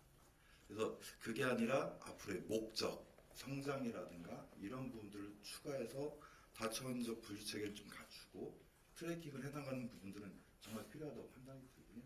그다음에 지금 또 저희 부에서도 국정위와 같이 국정과제에 참여를 많이 했는데 새 정부 국정 철학이라든가 정책 방향에 맞게 저희 모든 예산 사업이나 이런 방향들을 좀 더 성장 지향적으로 고민을 할 계획입니다. 다만 너무 다양하다 보니까 한꺼번에 다 바꾸기 또 쉽지 않은 부분이 있고요. 이러한 좀 균형이나 밸런스를 거시경제적 여건이라든가 기업 환경에 맞춰서 저희가 적극적으로 좀 검토할 계획입니다. 그래서 제가 아까 이 분류가 가능하냐고 물어본 이유가 사실 그건데요. 근데 중소기업부 입장에서는 너무 많으니까 이걸 따로따로 관리하는 게 쉽지 않다. 그러니까 일률적으로 살포하듯이 물수대로 물 주듯이 이렇게 쭉 뿌릴 수밖에 없다. 이런 얘기일 텐데 그래도 이렇게 분류했잖아요. 그죠? 이 분류를 해서 효율적인 부분에 더 집중하고 비효율적인 부분을 줄여나가는 거는 좀 체계적인 노력이 더 필요할 것 같긴 해요. 예, 국제연구원의 역할이기도 하기 때문에 함께 노력하겠습니다. 예산실에서 또 의견이 있을 것 같습니다. 네, 산업중소벤처예산과장입니다. 말씀하신 선업연구원님의 말씀의 정책 방향에 충분히 동의를 하고 굉장히 이제 좋은 포인트를 짚어주셨다고 생각을 합니다. 다만 이제 중소벤처기업에서도 말씀을 하셨듯이 현장에서는 이제 다양한 정책 수요가 있기 때문에 이거를 조금 섬세하게 접근을 할 필요는 있습니다. 예를 들어서 이제 혁신 스타트업 같은 경우에는 이제 수익성 기준으로만 이거를 이제 지원을 배제를 하게 될 경우에는 지금 현재는 이렇게 수익을 내고 있지 않지만 적자 상태이지만 혁신 기술을 가지고 있어서 향후 몇 년 이상 더 지원을 해줬을 경우에 이게 수익률이 이제 더 높아질 수 있는 그런 기업들도 있고, 그다음에 이제 업력 15년 이렇게 말씀을 하셨는데 이제 업력 15년을 초과한 기업 중에서도 이제 중견기업으로 성장 사다리로 진화할 수 있는 스케일업 하고 싶어하는 그런 기업들도 있습니다. 그래서 그런 기업들에 대해서는 좀 포커스를 맞춰서 좀 초점 지원을 해야 된다. 그래서 이제 저희가 이제 이 26년도에 중소기업 지원 사업의 이제 편성 방향은 말씀하신 방향을 사실은 많이 담았습니다. 그래서 좀비 기업을 양산하는 그 금융에 대해서는 저희가 0.7조 원을 감액을 했습니다. 여기서 이제 좀비 기업이라고 하는 기준을 좀 만들었는데요. 좀비 기업이라 하면은 업력 15년 이상이고 그다음에 수익률이 이자율보다 낮은 그런 기업들, 그리고 플러스 이제 융자금을 상환하지 않고 이거를 부도 처리한 다음에 다른 기업으로 재창업한 기업들, 이런 기업들은 좀비 기업이라고 보고 그 좀비 기업에 해당하는 그 중진 융자하고 그리고 이제 민간 금융을 충분히 활용할 수 있는 신용 등급이 높은 기업들이 있습니다. 그래서 그 고신용 기업에 여전히 중진 융자가 나가고 있는 부분이 있는데 그 부분을 저희가 0.7조 원을 감액을 했습니다. 0.7조 원을 감액을 했고 대신에 이제 AI라든지 딥테크라든지 첨단 분야에 대해서는 모태펀드라든지 아니면 보증 이런 부분이 충분히 필요한 부분이 있어서 저희가 모태펀드는 역대 최대 규모로 이번에 확대를 했습니다. 그리고 이제 아까 이제 그 작은 기업들에 대해서 전반적으로 이렇게 저변을 확대하는 식의 이렇게 뿌려주기 식으로 지원을 하는 부분이 있었고, 그래서 그 부분에 대해서는 저희가 0.1조 정도 감액을 했고요. 대신에 저희가 이제 AI나 아니면 이제 첨단 분야, 이제 스마트 공장이라 하더라도 AI 트랙 이런 거를 별도로 신설을 해서 그 부분에 대해서 특화 트랙을 지원을 하는 것으로 방향을 좀 바꿨습니다. 그리고 이제 이제 스케일업에 필요한 기업들은 아까 3D 프린팅에서도 말씀을 하셨는데 그런 기업들은 어떤 특화 지원도 필요하고 융자도 필요하고 그다음에 뭐 금융도 필요하고 이런 것들이 좀 패키지로 필요한 부분들도 있습니다. 그래서 그런 유니콘 기업으로 성장할 수 있는 기업들, 그다음에 스케일업이 필요한 점프업이 필요한 기업들은 좀 저희가 집중 지원을 하기 위해서 이렇게 패키지 프로그램도 이번에 추가로 이제 반영을 했습니다. 그리고 아까 그 제도약을 말씀을 하셨는데 이제 아까 그 0.7조의 융자를 감액을 했고 그다음에 이제 그 어떤 이 부분을 사업 구조조정이 필요한 부분에 대해서는 컨설팅 예산이나 아니면 그 재창업을 하기 위한 그 펀드 부분, 그래서 제도전 펀드 이런 부분을 조금 추가를 했습니다. 네, 또 다른 분 의견 특별히 없으시면 말씀하시죠. 네, 국민대 구석진입니다.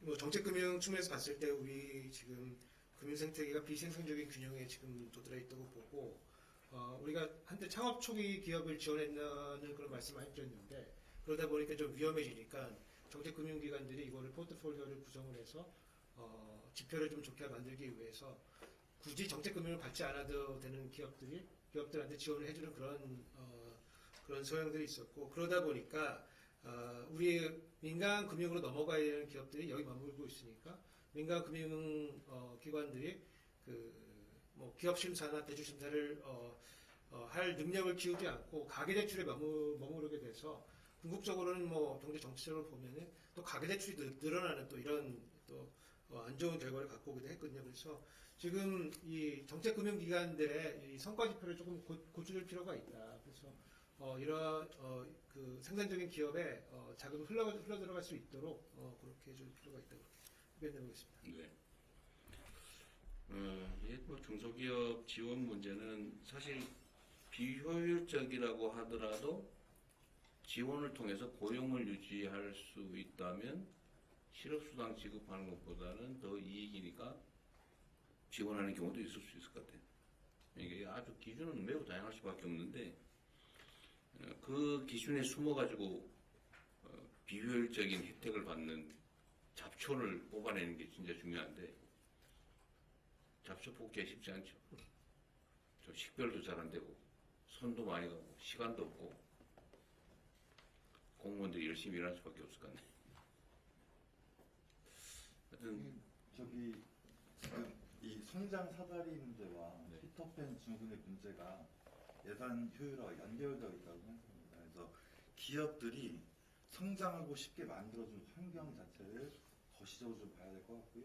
그 부분에서 또 우리 관계부터 협의하고 민간 전문가님 의견 들어서 열심히 하도록 하겠습니다. 중소기업청이 어쨌든 대상 기관도 많고 어쨌든 정책 종류도 무지하게 많아서 일손이 매우 부족할 것 같다는 생각이 들긴 하더라고요. 그러니까 저희가 그래서 현장 이런 화색이 돌죠. 저희가 이제 현장 조직도 있고요, 지방청이 있어서 그래서 본부의 정책 인력이 다른 부처에 비해서 상당히 네. 그래서 그것도 좀 고려를 하긴 해야 되겠습니다. 네. 네, 감사합니다. 자, 그러면 그 다음 주제가 있습니다. 다음 주제는 명지대학교 우석진 교수께서 유사 중복 복지제도 개선 방안을 제안해 주셨습니다. 말씀해 주십시오. 네, 유사중복 복지제도 개선 방안에 대해서 말씀드리겠습니다. 2페이지 보겠습니다. 그래서 두 가지 원칙 세워봤습니다. 첫 번째, 저출산 고령화 사회 등 우리 확정된 인구 위기에 대응하기 위한 방향으로 조정을 해야 된다 이렇게 정해봤고, 두 번째는 이제 공급자 중심으로 파트나 분절화되어 있는 유사 사업들을 수요자 국민 중심으로 통합해서 수요자의 정책 효능감을 제고하고 규모의 경제 달성함으로써 동일한 재정으로 효과성과 효율성을 제고해야 된다고 보고 있습니다. 3페이지 보겠습니다. 구체적인 예를 한번 들어보겠습니다. 우리 지금 저출산 위기를 겪고 있는데 최근에 출산율이 반등하면서 좋은 소식들이 들려오고 있습니다. 이때 우리 그 저출산에 대응하기 위한 다양한 이제 영유아 현금성 수당들이 있는데 뭐 전체적인 규모를 보나 아니면 현금급여를 보나 OECD 국가들보다는 좀 낮은 것이 사실입니다. 그럼에도 불구하고 연령별로 굉장히 복잡한 파편적 구조를 갖고 있어서 이 받는 그 가구 입장에서 보면은 효능감이 높지 않은 것이 또 사실입니다. 그래서 그리고 최근에 이제 부모급여가 이제 들어오면서 보육시설 이용하고 이게 연동이 되어 있는 바람에 저소득 가구의 경우에 이 소득 획득 목적으로 이 시설 이용이 필요한 아동들을 어린이집에 보내지 않는 이런 경향들이 좀 관측이 되고 있습니다. 4페이지 보겠습니다. 4페이지에는 지금 현재 진행되고 있는 아동에 대한 연령별 현금성 지원 사업들이 예시가 되어 있고요. 아동수당부터 부모급여, 첫만남 이용권, 그리고 다양한 조세 지원 이렇게 합쳐보다 보면은 영세의 경우 첫째의 경우에는 1,550만 원 연간 돈이 들어가고 있고 저소득층 아동의 경우에도 1,790만 원 가까이 들어가고 있습니다. 이렇게 파편적으로 나눠서 들어가다 보니까 재정적으로는 상당히 많은 소요가 있음에도 불구하고 받는 사람 입장에서 봤을 때는 좀 작은 금액이 들어오는 것 같고 효과가 제대로 나는지 모르겠다 이런 말들이 많습니다. 그래서 5페이지에 이런 것들을 하나로 묶어서 가칭 아동 기본소득으로 통폐합하는 것이 어떤가 하고 제안을 한번 드려보겠습니다. 그래서 다만 이거를 기본급여와 요건별로 필요한 추가급여로 구분을 해서 저소득이나 한부모, 다자녀, 장애아 등을 추가로 반영할 수 있는 이런 방향으로 개편하는 게 좋을 것 같고 부모급여 중에서 보육시설 이용 연계 부분은 폐지하거나 축소해서 저소득층 가구가 소득 목적으로 시설을 미이용하는 것을 예방하는 게 좋겠고요. 마지막으로 이제 출산 입양 공제, 자녀세 공제 이런 것들은 지금 세제로 돼 있는데 이런 것들도 아동 기본 소득에 편입해서 재원으로 쓰는 것도 좋은 방법이라고 보고 있습니다. 6페이지 보겠습니다.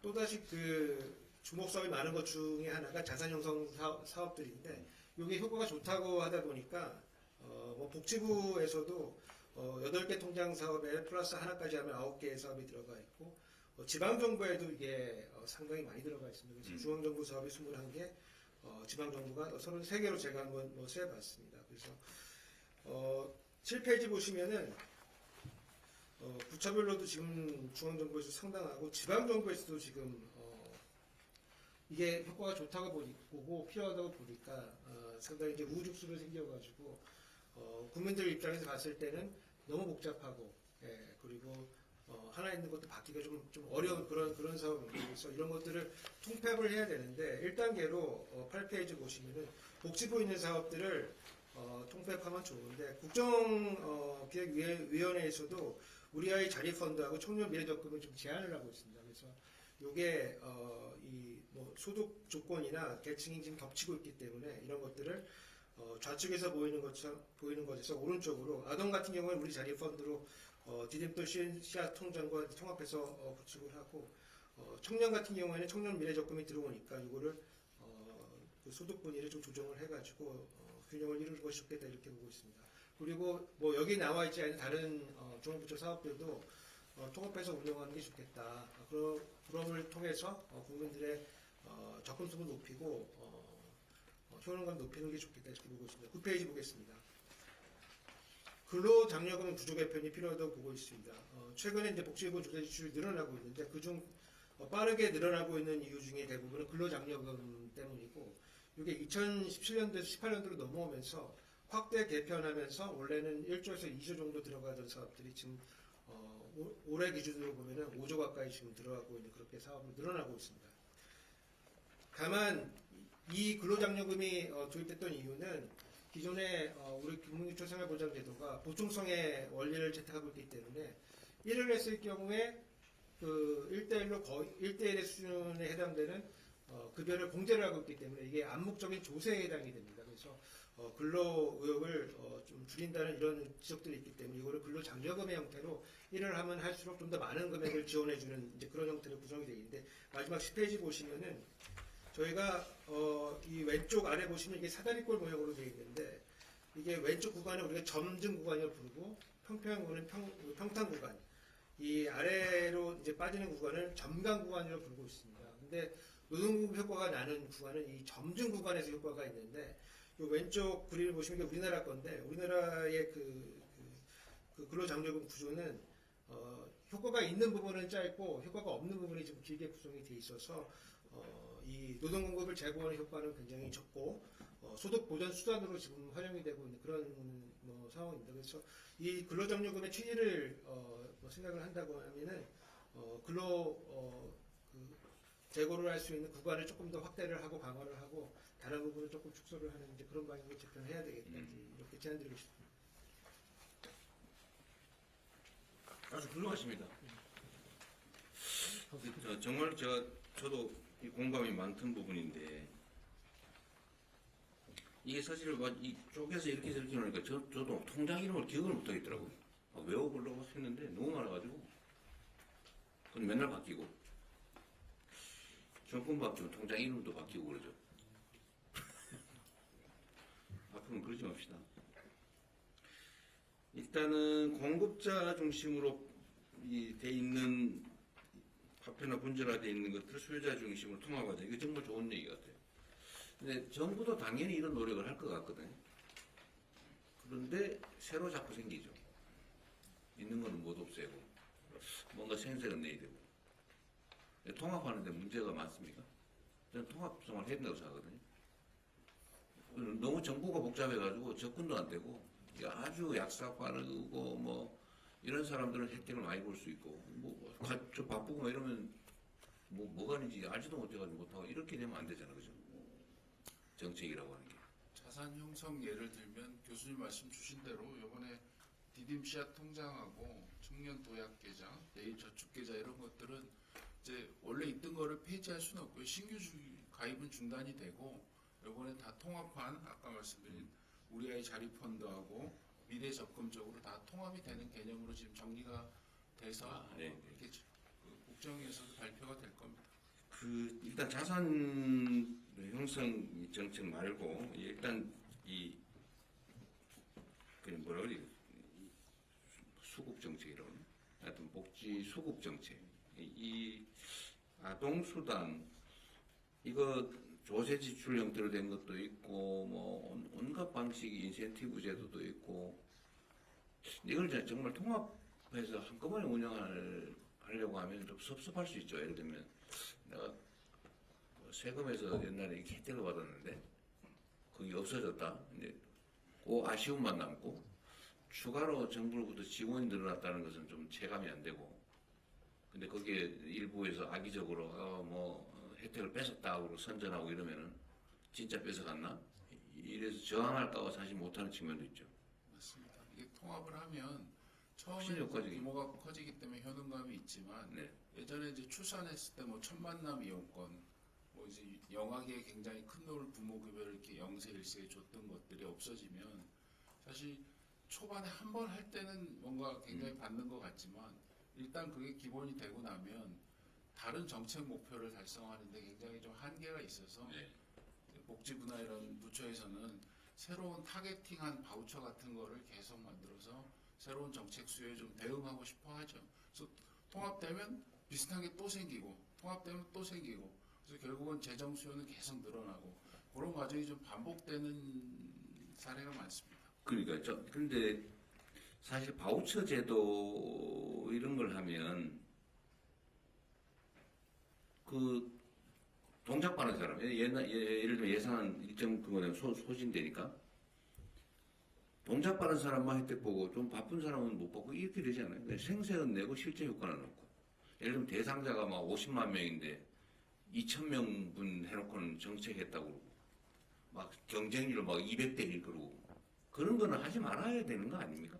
요즘은 근데 그런 분야들이 대부분 의무지출화돼 있어서 요건이 해당이 되면 뭐 예비비를 더 지원하든지 해서 요건을 좀 조정하더라도 이렇게 그 선착순으로 하는 이런 것들은 많이 좀 없어진 편입니다.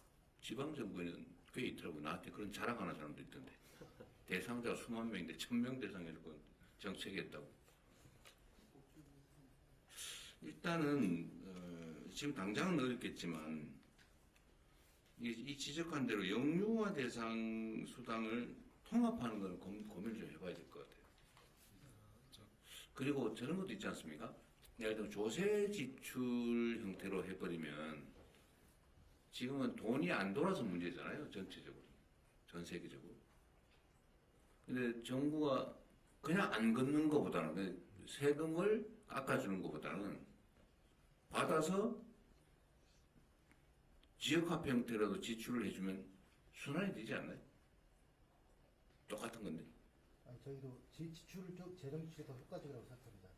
그래도 조세 지출보다는 재정 지출로 가는 게 훨씬 효과적이죠. 그리고 앞에 아까 말씀하신 것처럼 그 지방에는 지금 보조금 반납금이 매년 몇백억씩 주원금을 반납을 하거든요. 그중에 많은 부분이 복지 예산입니다. 그게 이 신청주의 때문입니다. 그래서 자동 지급제로 전환을 하면 그런 분 많이 없을 것 같습니다. 안 그래도 이건 딴 얘기긴 한데 정창수 소장 말씀하신 대로 저도 그 생각을 지금 하고 있다. 지금 얘기를 안 하고 못 하고 있는 중인데 신청주의 그건 매우 잔인한 제도 아닌가요?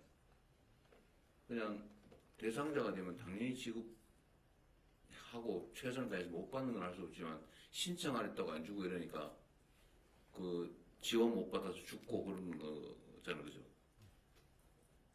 근데 예산실장님 그건 어떠세요? 그 정부 입장에서 제일 정부 입장이 좀 가까울 것 같아서. 복지부도 와 있습니다. 복지부 정책기획관 복지부에 제일 맞죠 그게. 예, 그 신청주의 이건 약간 벗어난 얘기긴 한데 신청주의로 하지 말고 자동 지급하는 제도로 바꾸면 정부 지출이 늘어날까 봐 그런 건가요? 아니면 지출의 문제는 아닐 거고요. 지금 이제 법상으로는 대부분 신청을 기본으로 하고 직권으로도 이제 그 보호의 필요성이 있거나 그 복지 수요의 대상이 되면 직권을 보호하도록 법상은 되어 있습니다. 근데 직권으로 보호할 때도 그 대상자에 대한 내가 보호를 받겠다라는 동의 절차가 법상 필요하기 때문에 사실상 수혜를 거부하는데 왜 강제로 주냐 그럴까 봐 그러는 거예요? 그러니까 법상 절차입니다. 근데 아니 그러니까 법만 바꾸면 아무 문제가 없는 거예요? 그거는 이제 본인이 복지 수혜에 원하는지 아는지는 확인하는 절차는 좀 필요할 것 같은데 그게 사실상 아까 말씀 주신 자동 신청에 걸림돌로 걸리는 경우가 있어서 나는 안 받으려는데 왜 줄라 그러냐? 뭐 그럴까봐 그런 거예요. 그건 아닐 것 같은데. 반납하면 되지 뭐 싫으면. 예. 그렇기 때문에 이제 그런 제도적인 이제 법률적인 요건에도 불구하고 저희 쪽에서는 한 분기별로 한 20만 원 정도 복지 수요가 있거나 위기에 아니 이제 그 얘기하는 거 아니에요.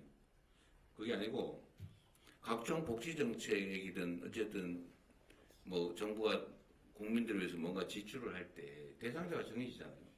신청하면 줄 대상자가 정해지는데 그걸 왜 굳이 신청 제도를 운영하냐고 말이에요. 이건 어차피 우리 요즘은 정보화 사회라서 다 알고 있잖아요.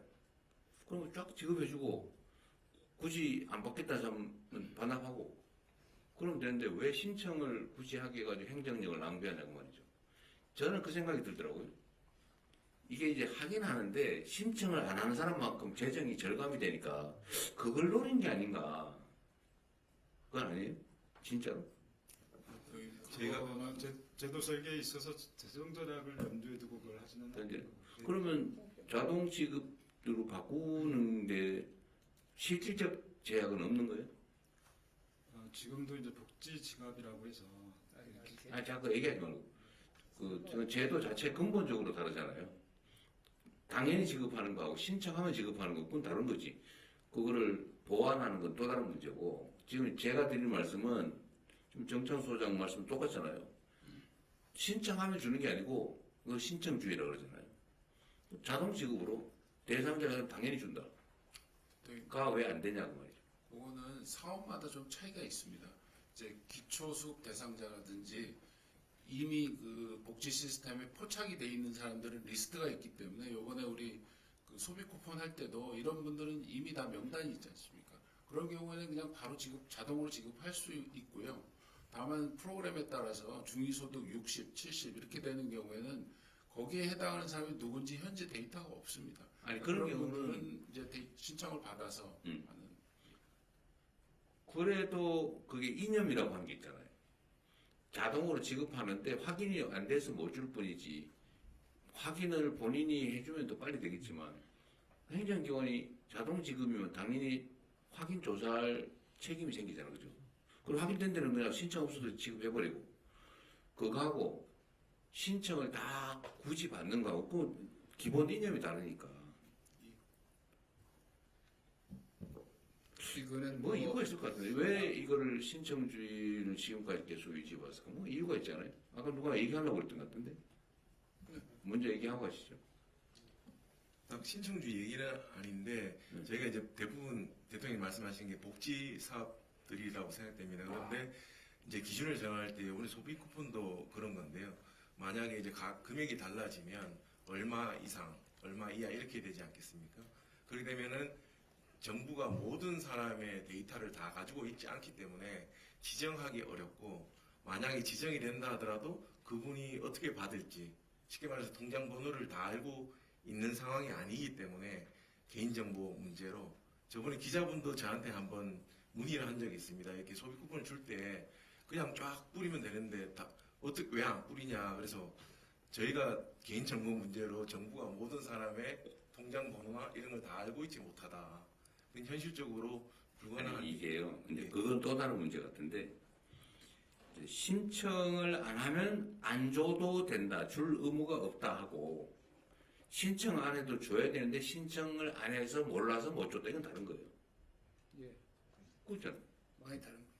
그리고 예를 들면 우리가 소비 쿠폰을 지급할 때는 지급 형태는 본인의 선택권이 있으니까 선택을 해라. 근데 선택을 안 하면 줄 수가 없죠. 그러나 선택을 해야 될 상황이면 선택을 할 권리지 신청을 했기 때문에 주는 건 아니죠. 지급 방법을 선택하게 하는 거하고 지급 받을 지역을 선택하는 건 또 다른 문제죠. 이건 지급 방법을 선택하게 하는 거니까. 예, 이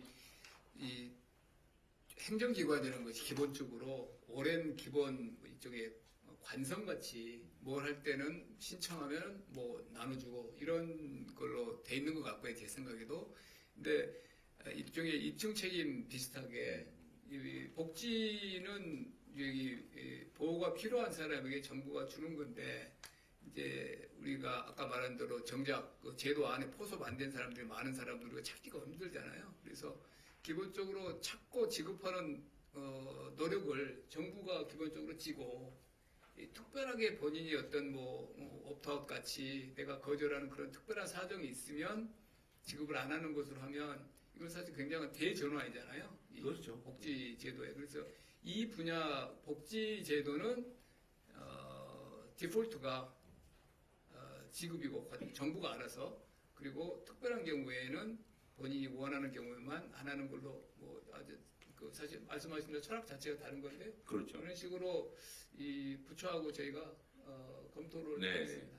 예. 이게 그러니까 저는 너무 당연한데 이게 왜 약간 어색하게 느껴지냐고 하면 아마도 종전에는 복지제도가 선별제도였기 때문에 전체 중에 일부였기 때문에 그 일부를 정하는 건 기본적으로 조사를 해야 되고, 조사는 각자가 신청하는 게 가장 편하니까 신청주의라고 하는 걸 했던 것 같은데, 지금은 대체적으로 보면 보편복지제도로 막 전환되잖아요. 뭐 대상자가 다 정해져 있는데 왜 하라고 그러지? 라는 의문이 생긴 것 같아요.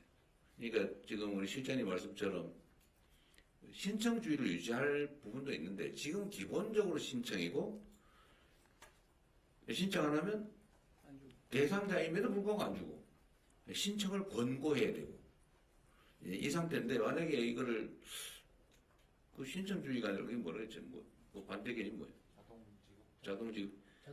자동지급제로 한다면 이 사람이 대상자인데 모른다 그럼 할 수 없는데, 알면 신청을 안 해도 지원을 하는 거하고 신청해라 라고 하는 건 또 다른 거죠. 또 한 가지는 이제 신청을 하기 위한 행정 비용이 상당히 있잖아요. 근데 이걸로 시간 너무 많이 보내면 안 되니까 이거를 그러면요, 그런 의문이 있으니까 원칙을 어떤 걸로 하냐면 매우 중요할 것 같고, 필요하면 입법으로 처리하면 되니까 그렇게 하겠습니다. 그 얘기하고요. 이제 아동들에 대한 지금 저출생 문제로 아동들에 대한 현금 급여를 다양한 방식으로 하고 있는 걸 통합하는 문제는 한번 고민을 해보면 좋겠어요. 이번에는 안 되고 내년 예산이니까요. 예. 한번 해보시고요.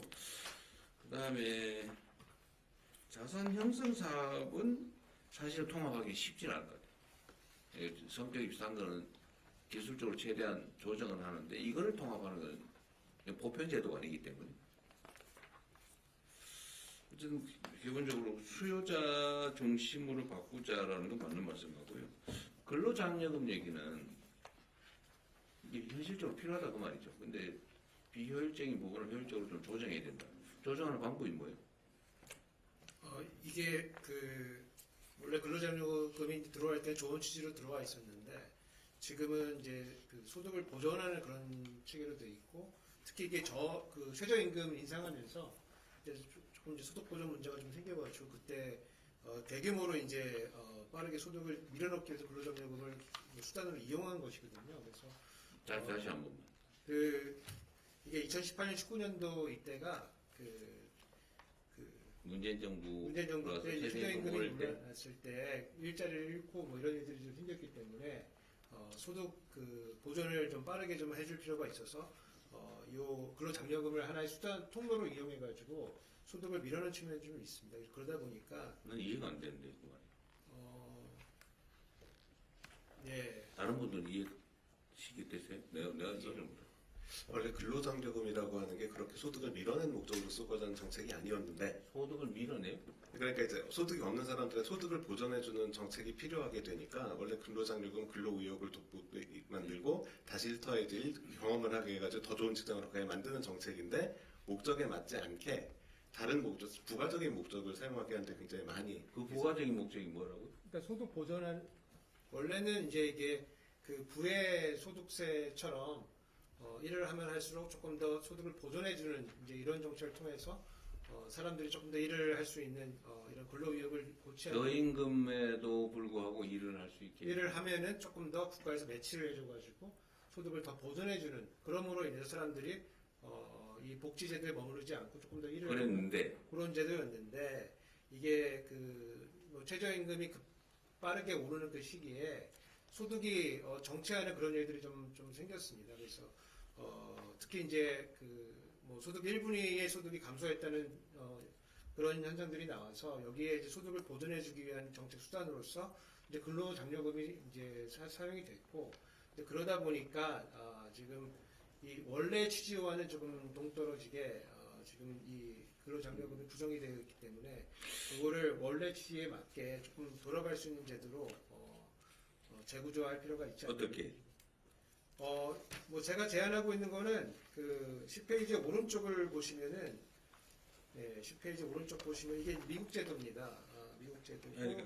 구체적으로 말을 해보세요. 예, 그래서 저희가 점증 구간, 평탄 구간, 정관 구간 이렇게 나눌 거 있는데 점증 구간에서 효과가 나 있는 걸로 대부분의 연구는 다 보고를 하고 있습니다. 그러니까 어떻게 해야 되냐고요? 그래서 그 소득이 일어났을 때 추가적으로 보전하는 그 강도를 조금 더 강화하고 그 다음에 그 기간을 점증 구간을 조금 늘린 다음에 평탄 구간과 정관 구간을 약간 아니 이게 교수님, 그러니까 그 점점 구간을 늘리는 방법이 뭐냐고? 요 제도를 바꾸면 됩니다. 제도를. 그래? 예, 제도를 바꾸면 됩니다. 예, 지금 너무 평탄하게 망가져 있는 제도를 조금 이렇게 원래 목적에 맞게 그 예산실에서 이해해요? 뭐 저희 소관원부는 아니지만 말씀하시는 거는 그러니까 이거 설계는 누가 합니까? 어디서 해요? 집에서 합니다. 세제실은 소관이 아니라고 보십니까? 예산실이고요. 세제실. 세제실에서 하는데 조세. 오늘은 지출 쪽으로 중심을 잡았기 때문에 나중에 얘기합시다. 그 다음에 한번 별도로 하겠습니다. 감사합니다. 열띤 토론이 계속되고 있는데요. 각 부처에서 공무원들께서도 잠깐만요. 이거 이 근로장려 제도라고 하는 게 그냥 일감으로는 저는 그런 생각이 드는데 이거 저임금 그 기업들 지원 사업 아닌가요 혹시? 저임금 사용자에 대한 지원 제도. 노동자. 아니 형식은 노동자 지원인데 이게 실질적으로는 저임금 산업을 유지하는 결과를 빚는 거 아닌가요? 뭐 결과적으로 뭐 그런 뭐 측면이 뭐 만약에 저희 근로장려 제도가 없으면 거기에 일할 사람도 없어지고 그럼 그 기업 또는 그 해당되는 산업은 없어지는 거잖아요 원래. 이거는 이제 임금과 따로 오히려 뭐 고용주 입장에서 봤을 때는 우리 국가에서 근로장려금을 받으니까 우리가 임금을 조금 최저임금을 안 줄 수는 없는 거고. 그러니까 이제 더 올려줘야 되는 상황에서 더 올리지 않고 그렇죠. 국가가 주니까 이제 조금만 최저만 올려주겠다 이런 상황은 벌어질 수가 있습니다. 다만 이제 근로자 입장에서는 총 임금이 중요하기 때문에 뭐 그런 상황도 시장 상황에 있어서는 좀 받아들일 수 사실상 사용자 지원 제도 아니냐 그 말이죠. 그렇게 작동하지 않느냐. 이게 일종의 임금 보조 역할을 하기 때문에 사용자 지원의 뭐 역할도 있다고 좀 보고 있습니다. 네, 알겠습니다. 네. 다른 공무원들께서도 자유롭게 좀 말씀을 해주시면 좋겠습니다. 마지막 이제 주제 토론입니다. 나라살림연구소 정창수 소장님께서 재정 지출 구조 조정 개선 방안을 제안해 주시겠습니다. 예. 네, 마지막에 항상 시간의 피해를 보는 것 같습니다. 또 이런 행사가 처음이어서 앞으로 이런 행사가 많아서 재정주권, 금융주권 차원에서의 의의를 살렸으면 좋겠습니다. 내년에 꼭 타운홀 미팅이 진행됐으면 좋겠습니다. 제가 지금 시간이 얼마 남지 않은 것 같아서 PPT 문제 나온 2페이지를 보시면 제가 4가지 사업을 말씀드릴 텐데요. 하나는 첫 번째는 석탄 문제입니다. 석탄이 지금 마지막 탄광이 문을 닫았습니다. 그리고 민간 탄광이 2030년에 문을 닫을 예정입니다. 그런데 문제는 뭐냐면 아직도 1,300억 정도의 예산이 지원되고 있습니다. 그래서 이 석탄 생산은 계속 줄고 있는데 예산은 줄지 않는 이런 현상이 89년부터 지금까지 계속되고 있습니다. 그래서 탄광지역에 대한 지원이 진짜 탄광에 있는 노동자들을 위해서 직업 전환이라든가 이런 걸로 지원되는 게 아니라 그 이후로 계속 지역을 살린다 뭐 차원에서 계속 지원되고 있는 문제가 있습니다. 특히나 폐광을 하면 폐광 보조금을 주고 채굴을 하면 채굴 보조금을 주는 악셀과 브레이크를 동시에 밟는 이상한 정책이 지금 20몇 년째 진행되고 있는데요. 그래서 일부에서는 석탄을 캐는 것이 아니라 세금을 캐고 있다는 말을 합니다. 제일 문제는 연탄이 싼 것이 아니라 세금 때문에 싼 건데 국민 세금을 들여서 어려운 가구와 농가에 제일 위험하고 비싼 연탄을 억지로 쓸 수밖에 없도록 하고 있는 것, 이게 문제이고요. 그래서 이 기후위기에도 맞지 않고 국민과 농민들 건강에 좋지 않기 때문에 이것을 끝내고 차라리 보일러를 바꿔드리고 그 화훼 농가들에게 다른 방식의 태양광이라든가 다른 방식의 그런 친환경 연료를 사용할 수 있게 하는 것이 좋겠다라는 게 첫 번째 제안입니다. 두 번째 그 4페이지에 보시면 4페이지부터는 SOC 문제입니다. 그 SOC 예산이 집행률이 매우 낮습니다. 그 이유는 쓸 수 있는 돈보다 많은 금액을 예산으로 잡고 있기 때문입니다. 이건 이제 쓸 준비가 안 됐는데 먼저 돈을 챙겨주는 이런 이제 챙겨두는 그런 지금 관행인 거고요. 도로철도 공항 건설 사업 중에서 집행률과 공정률이 미흡하거나 과다 계산돼서 예산을 쓰지 못하고 있는 사업, 대표적인 사업도 저희가 2조 500억 정도를 선정을 했습니다. 특히 뭐 예를 들면 세종 청주 고속도로라든가 그 이런 것들은 23년, 24년에도 그 집행액이 0원인데 그 대구 도시철도나 엑스코선 건설도 마찬가지입니다. 이런 사업이 한둘이 아닙니다. 그래서 이런 부분에 대한 국토부가 관리가 좀 철저함이 필요하고요. 정치적 관행이나 또 행정적 편의 때문에 계속 이 분들을 유지하는 건 그 다른 데 쓸 수 있는 예산을 빼앗는 죄악이라는 인식을 좀 가져야 되는 게 아닌가 그런 생각에서 두 번째 주제를 말씀드렸습니다. 세 번째 주제는 그 6쪽부터 7쪽인데요. 그 산업단지입니다. 지금 산업단지공단 자료를 보면 국가산업단지 51개 중에 15개가 미분양 상태에 있습니다. 완전 100%는 아니지만 그리고 전체 1331개 산업단지 중에 조성을 완료했는데 생산액이 한 푼도 없는 산업단지가 37개가 됩니다. 그 지난번에 호남에서 타운홀 미팅 하실 때 대통령님께서 말씀하셨지만 지역에서는 무조건 산업단지를 만들겠다 이 신청만 지금 하고 있는데 이 실태는 이렇다는 말씀을 드리는 거고요. 그래서 무분별한 그 산업단지 신규 조성에 돈을 쓰기보다는 기존 산업시설을 리모델링하고 구조를 고도화하는 게 필요하다. 그리고 지자체 간 연계가 필요합니다. A도 바이오도하고 로봇도 하고 B도 바이오도하고 로봇도 하는 게 아니라 A는 바이오, B는 로봇 단지는 좀 가르마가 좀 필요하다는 생각이고요. 정부에서는 신규 상단 승인할 때 기존 상단의 가동률을 보고 계획을 수립했는지 그리고 인력 계획은 있는지 에너지 대책은 수립됐는지 이런 것들을 보고 해야 한다. 이런 분들을 말씀드리고 싶습니다. 그래서 산업단지도 크게 그 지출구 조정의 대상이 들어야 된다는 말씀입니다. 자, 8쪽과 9쪽은 2차 보전 문제입니다. 지금 저희 나라살림연구소가 10년 전부터 계속 그 2차 보전을 확대하자고 주장을 하고 있는데요. 그 정부가 소상공인이나 중소기업들을 상대로 융자 사업을 많이 하는데 지금 융자 사업 액수가 47조 정도 됩니다. 근데 이제 이거를 융자 방식이 아니라 2차 보전 방식으로 하자는 겁니다. 2차 보전 방식은 이자를 일부 지원해주는 방식입니다. 그래서 은행에서 돈을 빌리면 정부가 이자를 지원해주는 건데요. 근데 이제 지금은 정부가 은행에 돈을 주고 중개해주기 때문에 융자금 총액을 예산으로 확보하고 그 돈을 빌려주는 방식입니다. 그래서 이거를 2차 보전 방식으로 하면 예를 들면 1조를 그 2차 보전 방식으로 전환을 해도 2% 이자를 지원한다고 치면 약 50배 정도의 효과를 볼 수 있다. 그래서 지금같이 경기를 짐작하고 좀 그 여러 가지 재정 역할을 키워야 할 때는 2차 보전을 확대하는 게 필요합니다. 제가 뭐 47조 전체를 하자는 게 아니고 지금 현재 3조 정도 하고 있는데 이거를 4조, 5조 정도로 늘리는 것이 이 재정 혁신 차원에서 굉장히 필요하다. 그런 말씀을 드립니다. 그리고 제가 지금 시간이 없는 것 같아서 두 가지만 시간 많이 있어요. 천천히 얘기해주세요.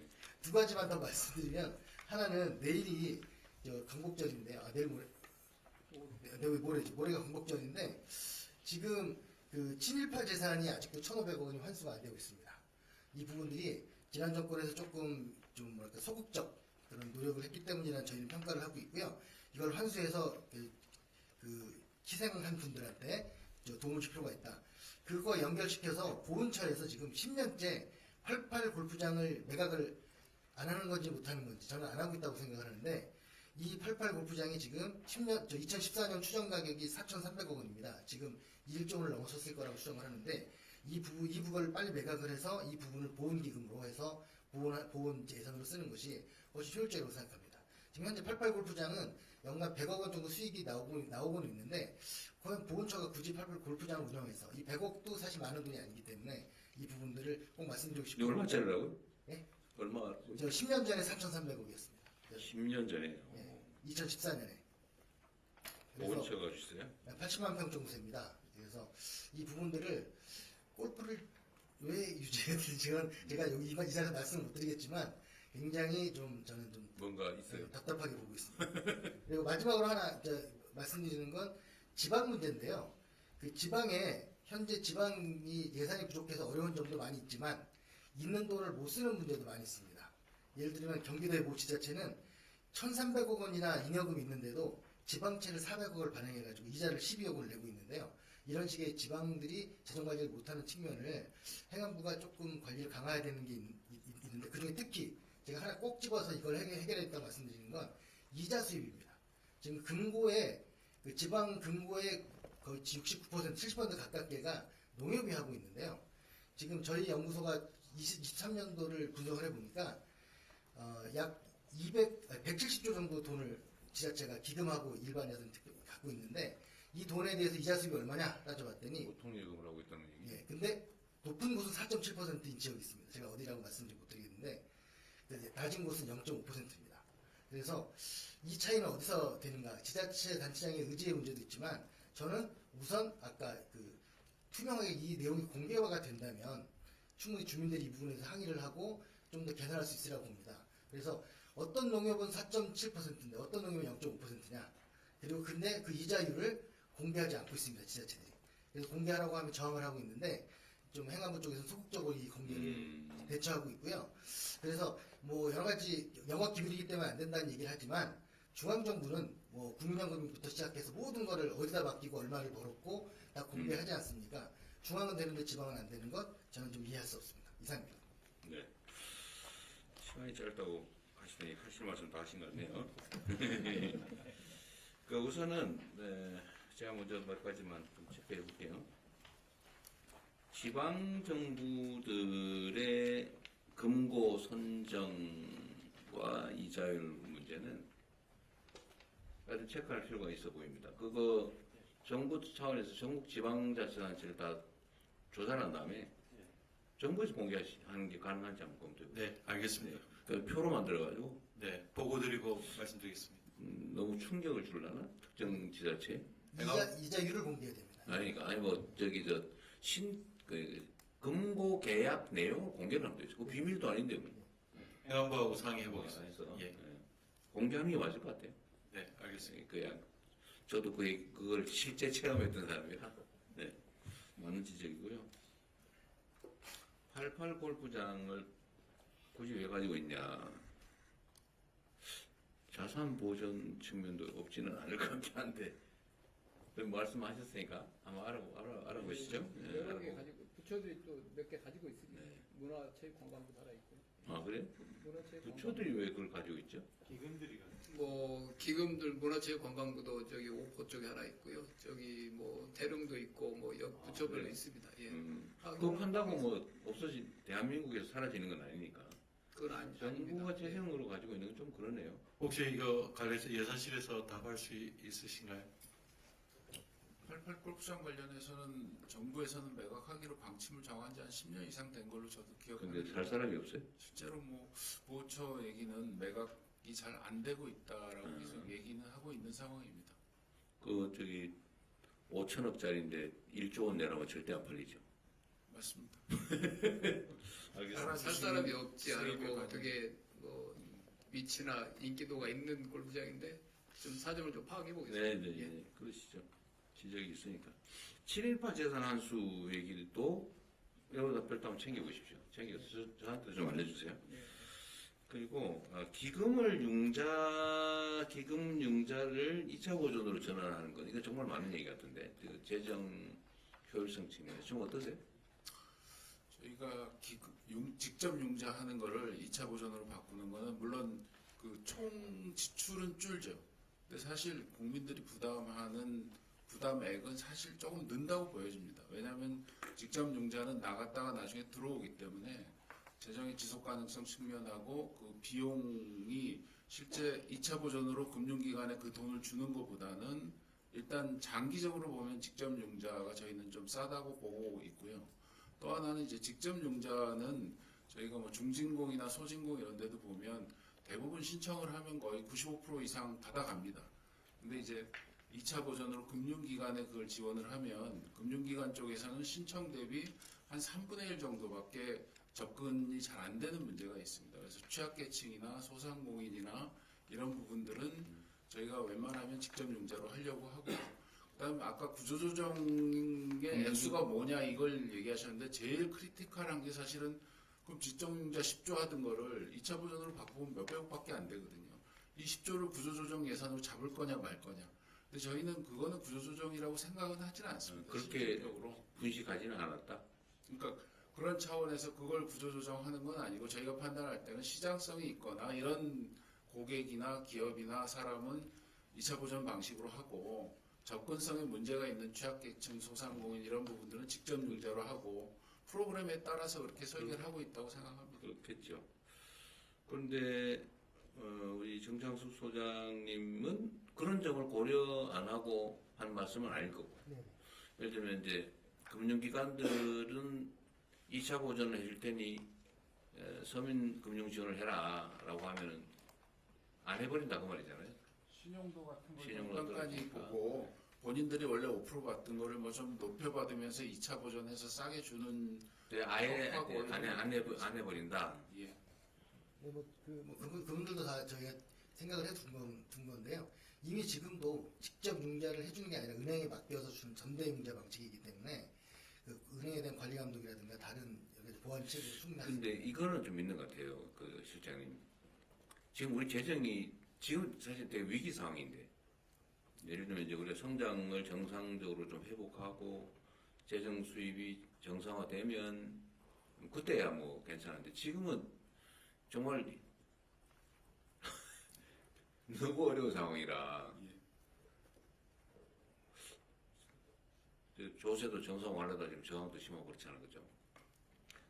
오직하면 그럴까 싶은데 사실 이 지금은 비상시기라서 좀 최대한 융자가 불가피한 거는 융자로 하는데 2차 보전으로 전환할 수 있는 거는 최대한 전환하고 거기서 커버 안 되는 부분만 융자를 하는 걸로 좀 최소화하고 재정 여력을 확보하면 좋겠는데요. 예, 이것도 사실 이제 직접 그 융자를 하는 공적 기관을 유지하는 문제와 관련이 되어 있습니다. 공단과 무슨 뭐 예를 뭐 보증 뭐 아니 제가 이거 없애버리자는 게 아니고 예. 지금 뭐 한 2, 3년 내가 보기에는 한 2, 3년 정도일 것 같은데 한 2, 3년 뭐 길게 보면 2, 3, 4년 요 사이에는 좀 최대한 2차 보전으로 전환을 했다가 그 다음에 다시 복귀할 거니까 그것도 장점이 있으니까요. 재정 여력이 있으면 고르자는 얘기니까. 그래서 저는 직접 수행이 필요성이 사실 없는데도 부처가 직접 수행 기구들을 이미 몇십 년간 운영했기 때문에 사실 직접 본인들이 그걸 고집해서 융자 쪽으로 가는 부분이 물론 분명히 있거든요. 그래서 기관 공공기관 약간 개혁과 연관해서 그 직접 융자보다 민간이 이미 그쪽에 시스템이 갖춰져 있는 분야를 민간을 활용하고 2차로 하는 게 맞습니다. 그래서 그것도 그러니까 이게 이제 기득권 문제인데 사실은 이제 그런 당연히 저항할 수밖에 없고 일자리도 사라질 테니까요. 일거리가 없어지니까. 근데 그런 거 눈 감고 해야지. 그걸 안 하면 개혁이 됩니까? 개혁이 원래 좀 아프지. 지난번에 한번 보고 드린 것처럼 저희가 지방에 어떤 사업을 넘길 때도 그때는 부처의 저항이 굉장히 조직과 관련돼서 있고 아까 말씀하신 대로 이런 직접 융자를 금융기관으로 넘기는 거는 공공기관들의 직접 수행 근데 그런 부분 그러니까 그거를 그런 것들을 사실은 혁파해야죠. 그냥 고려하지 알거나 고려하더라도 최소한만 해야지. 그럼 뭐가 바뀌겠어요? 예, 예? 같이 연관돼서 공공기관하고 같이 가겠습니다. 공공기관 개혁은 꼭 필요한 그러니까요. 이슈라고 생각합니다. 지금 다음 단계는 우리가 공공기관 통폐합도 좀 해야 될 것 같은데 이게 너무 많아가지고 숫자를 못 시겠더라고요. 너무 많아가지고. 예. 그래서 그 통합도 해야 되니까 그런 거 좀 고려하지 말고 대대적으로 좀 하세요. 우리 실장님이 좀 챙기셔가지고 근데 전환하시고요. 그럼 여력이 조금 더 생길 것 같은데. 그리고 아까 정창수님 말씀하신 것 중에 재정 자율성 문제는 저희가 지금 관련 부처에 지시해놨어요. 지방 정부들한테 정책 집행에 좀 자율성을 최대한 주라고. 안 그래도 예산도 좀 그렇게 편성하고 있잖아요, 그죠? 예, 그걸 참고하시고요. 산단을 너무 많이 만들어서 분양도 안 되고 이 사실 진짜 문제예요. 필요한 데는 해야 될 텐데 결국 정책 판단을 잘해야죠. 이것도 한 번 더 챙겨보십시오. 지적이 있으니까. 국토부에서 혹시 이에 관련해서 말씀하실 분 있으신가요? 예, 기회 주셔서 감사합니다. 아 그래요? 말을 막았나 내가? 감사합니다. 말씀하세요. 예.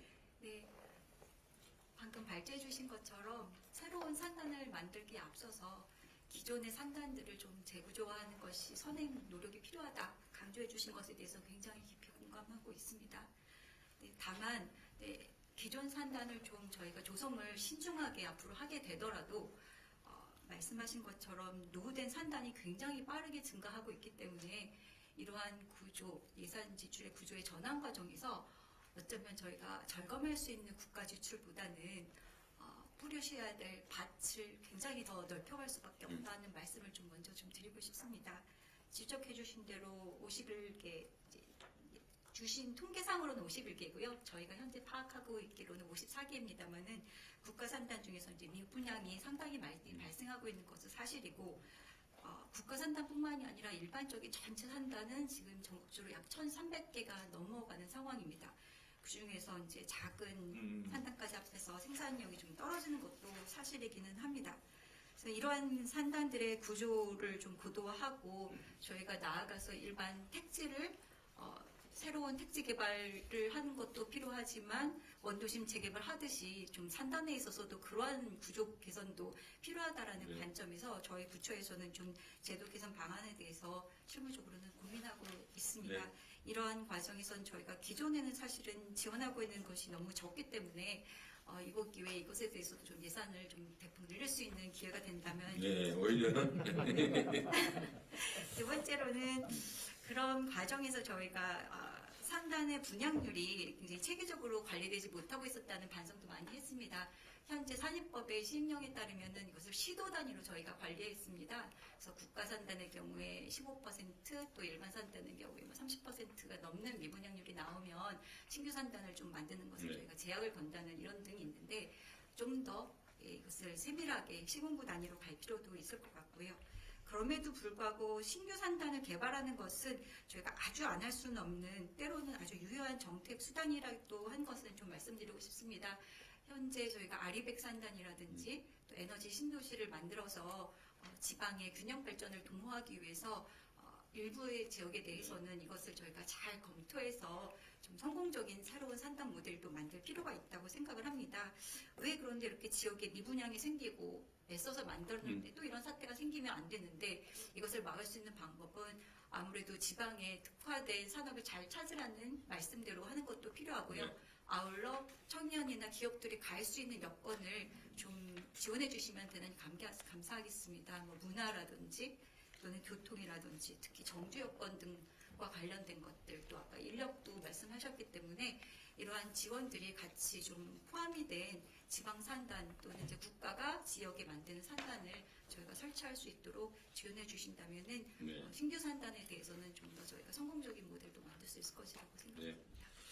하여튼 국토 균형 발전이라는 측면에서 유효한 산단 개발은 적극적으로 당연히 해야 되겠죠. 근데 모 씨가 막 여기로 해라 저기로 해라 가지고 일이 엉터리로 하는 건 없어야 되겠죠.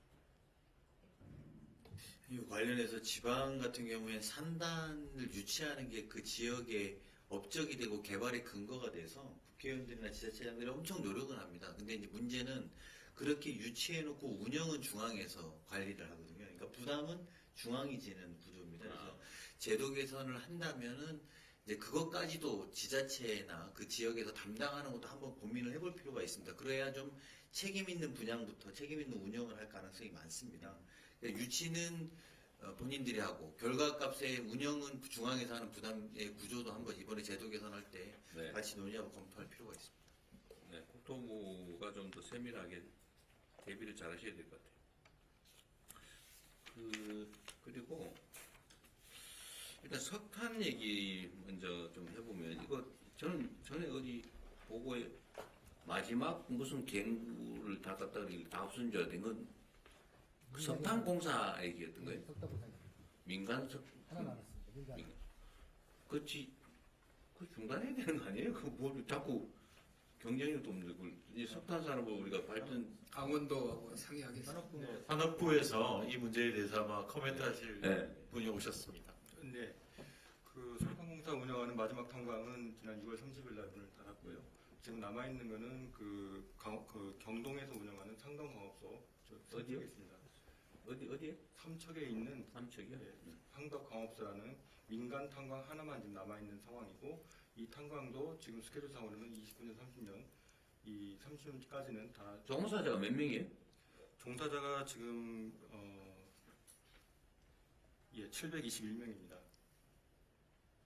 그 위험하고 경쟁력도 없고 아까 말씀하신 대로 효율성도 없고 예산 낭비에 이게 연간 얼마 들어간다고요? 거기에 지원하는 게 석탄 채굴 공급에 석탄, 연탄 합쳐 1,354억입니다. 매년 올해가 그렇고요. 그 전에는 예. 아주 많았습니다. 지금 그 석탄 생산과 관련해서는 지금 그동안에는 어쨌든 그 석탄공사 운영하는 탄광하고 민간 탄광 둘 다 지원했는데 석탄공사 탄광이 문을 닫았기 때문에 이제는 민간 탄광에 지원하는 석탄 생산 보조금만 남아 있는 상황입니다. 얼마 정도예요? 그 지금 한 280억 정도 생산 보조금이 들어가고 있고 연탄에는 한 190억 정도 그 생산 보조금이 들어가고 있습니다. 총 얼마예요? 총 두 개 총 한 합치면 500억 되네? 예, 480억 정도 되는 상황입니다. 그 500억을 차라리 바우처로 해서 지원해 주는 게 낫겠다 그 말이죠? 현재도 연탄 바우처는 이제 지급되고 있는데 그걸 다른 바우처로, 다른 에너지 바우처로. 관련해서 관련 예산은 한 1,000억 가까이 되고요. 석탄을 생산해서 쓸 데가 없기 때문에 가격 보조를 해서 발전소로 보내서 합니다. 거기서 이제 한 40% 정도 가격 보조를 해주고 아이고, 저런. 연탄을 생산하면 80% 정도 가격을 깎아서 그걸 보급해 줍니다. 안 팔리기 때문에. 빨리 지원 중단하는 게 맞을 것 같은데 진짜. 그렇습니다. 예. 근데 왜 하는 거예요? 그러면 뭐 이제 휴경 보조금 같이 지역에 그 아마 몇 년간까지 5년간 또 지역에는 또 보존을 해줘야 될 거 아니에요? 아니 다른 방식으로 차라리 해야지. 차라리 현금으로 주든지. 계속 연장해 온 겁니다. 아니 이거 10년째 89년부터 지금 계속 하는 거죠. 이제 그만해야 되겠는데 이거. 예, 그저 탄소 발생도 시키잖아.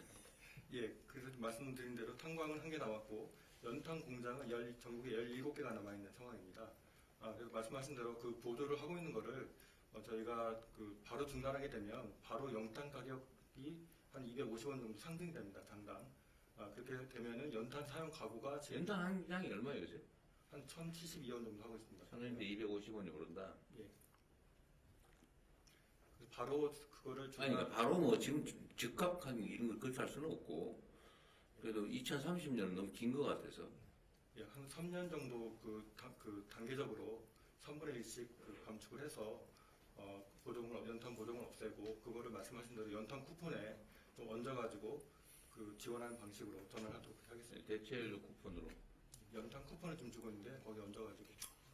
근데 요거는 별도로 좀 조정 내용을 재검토해가지고. 예, 지역 다른 대안 사업을 해줘야 될 것 같고 네. 그 예산 가지고 하고 뭐 그런 방식이 아니더라도 대체 산업을 예, 넣는 것도 내년부터 상황을 시작합니다. 만들겠습니다. 예. 대통령 관련해서 네. 사실 이 연탄의 이런 구조가 30년째 이렇게 왔는데 제가 발표할 때 말씀드린 쌀도 이거랑 거의 유사한 구조입니다. 현재 수요가 적기 때문에 구조는 비슷한데 관련자가 숫자의 차이가 엄청나요. 맞습니다. 맞습니다. 이제 그거를 대비해야 한 그게 사실은 더 중요합니다. 이거 정리하는 것도 중요하지만 쌀은 안보 산업이고 석탄은 안보 산업이 아닌 것 같은데. 네. 거기에 대한 미세 조정이 필요하다고 네, 보시죠. 그래서 자 SOC 예산은 우리 국토부에서 이거 관련돼서 누구 의견 있어요? 예, 국토부 네, 말씀드리겠습니다. 그 말씀 취지는 저희들이 충분히 공감하고 실제 노력을 더 해야 된다는 자극으로 받아들입니다. 다만 이제 말씀하실 때 아예 준비가 안 됐다고 표현하신 또 죄악이라는 표현을 또 하시고 그 정도는 아닌 작동하고 있다는 부분을 간단하게만 좀 말씀드리겠습니다. 원래 예산 편성을 할 때는 SOC 같은 경우는 지역 균형 발전이나 국민 편의, 국민 안전 이런 것 때문에 하게 되는 거고요. 다만 그 아래에서 우리가 집행 여건이라든지 이런 부분은 충분히 고민을 사실 해야 됩니다. 일단 편성할 때는 사실 저희 부도 고민하지만 기재부가 사업에 대한 축적된 데이터를 갖고 있기 때문에 부처가 좀 욕심이 들어가거나 의욕이 들어간다 하더라도 기재부에서 그 부분에 대해서는 부처 그 정보안 만드는 과정에서 감액을 시킵니다. 그런 과정이 있다는 부분도 있고요. 네. 그 다음에 이제 이 편성 그 요인과 관련해 가지고 이게 사실은 예측할 수 있는 요인이면 정부 시스템 안에서 자꾸 이게 걸러지는데 그 과정에서 예측하지 않은 요인들이 보통 집행 단계에서 일어납니다. 그 부분들은 뭐 사실은 저희들이 아무리 좀 노력해봤자 안 되는 부분은 있습니다. 그런 부분들이 지금 예측하신 부분들이 예를 들어서 시공사가 갑자기 뭐 넘어져 버리거나 가덕도 그러죠. 가덕도도 그렇고 어떤 뭐 환경영향 평가하다 보니 이 반대 단체가 너무 심해서 좀 되는 부분 이런 부분들은 저희들도 긴밀하게 사실은 기재부까지 점검을 하고 거기다가 그 해에 집행이 못 되면 뭐 다른 쓸만한 사업으로 이렇게 전용을 한다든지 이런 식의 시스템이 나름 돌아가고 있다는 부분 그리고 국회에서도 사실은 통제가 받고 있는 부분이 있는데 가장 요번에 새 정부에서 저희들이 고맙게 생각하는 거는 부처에서 알아서 기재부가 협의해서 하는 시스템 외에 국정 기조로 지출 구조 조정이라는 강력한 이럴 때 한번 도려내라 이런 부분에 큰 기조를 주셨기 때문에 그런 부분에서 이번에도 2차 추경할 때도 많이 도려냈고 또 지금도 기재부 지침에 따라서 정관 편성할 때 그 부분이 반영이 돼서 진도가 나가고 있다는 그래서 너무 극단적으로 잘 안 돌아가 이렇게 생각을 안 해주셔도 네, 알겠습니다. 무지하게 억울하셨던 거예요. 아니, 근데 제가 그 사업을 하지 말자는 얘기가 아니라 네, 됐어요. 예산을 이제 시차를 조절하자는 거고요. 네. 그리고 1년만 그런 몰라도 2, 3년은 좀 네. 심각한 거라고 생각합니다. 하여튼 뭐 그런 거 있죠. 여기도 보면 2조 해놨는데 가덕도가 절반이네요. 네, 가덕도는 우발 사고지. 네. 하여튼 이 지적 자체는 의미 있는 거 같고 근데 지금은 어쨌든 우리가 예산 편성이 나름 감안은 돼 있을 텐데 이것도 한번 참고하시고요. 어쨌든 SOC 예산에 이렇게 뭐 집중도를 계속 유지할 수 있겠냐? 하고 좀 어려울 것 같아요. SOC 예산은 좀 조정을 해야 되지 않을까? 그렇죠? 이거는 좀 더 신경 써가지고 적절하게 조정하고 꼭 필요하면 뭐 추가를 나중에 하든지 하더라도 좀 더 줄여야 될 필요는 있을 것 같네요. 기재부 경제 예산국장님이 네. 간단하게 코멘트 하시죠. 참고로 저희가 내년도 예산 편성할 때 네. 그 국토부와 잘 협의해가지고 그 집행 지연 사업들이 많이 있습니다. 네. 정상수 소장님 지적해 주신 바와 같이 그래서 저희가 그 도로 철도를 중심으로 집행 지연 사업이 확인되는 경우를 중심으로 대상으로 저희가 한 0.7조 원 정도 구조 조정을 했고요. 그 다음에 이제 그 철도 같은 경우에는 그 철도공단에서 정부에서 출연금을 받아서 이제 철도 레일을 건설해 갑니다. 근데 그 과정에서 이제 잠겨 있는 돈들이 되게 많이 있습니다. 그러니까 그 노선별로 집행이 잘 안 되기 때문에 실제 그 노선별로 돈은 출연을 받았지만 실제 그냥 예를 들면 아까 말씀 주신 대로 뭐 그냥 그 공단 내에 잠겨져 있는 돈들이 많아서 이번에도 저희가 한 1조 원 수준으로 환수를 해서 다시 그 재원들을 집행이 잘 되고 있는 사업 쪽으로 전환하는 그 예산도 반영을 했다는 말씀을 드립니다. 네. 하여튼 이 SOC 예산은 정치적 요소가 꽤 있잖아요, 그죠? 거기 많이 휘둘리지 않도록. 어쨌든 뭐 정치인들 입장에서는 뭐 확보하는 게 최대 과제니까 뭐 등살이 보통이 아니죠. 점 있고 좀 버텨보세요.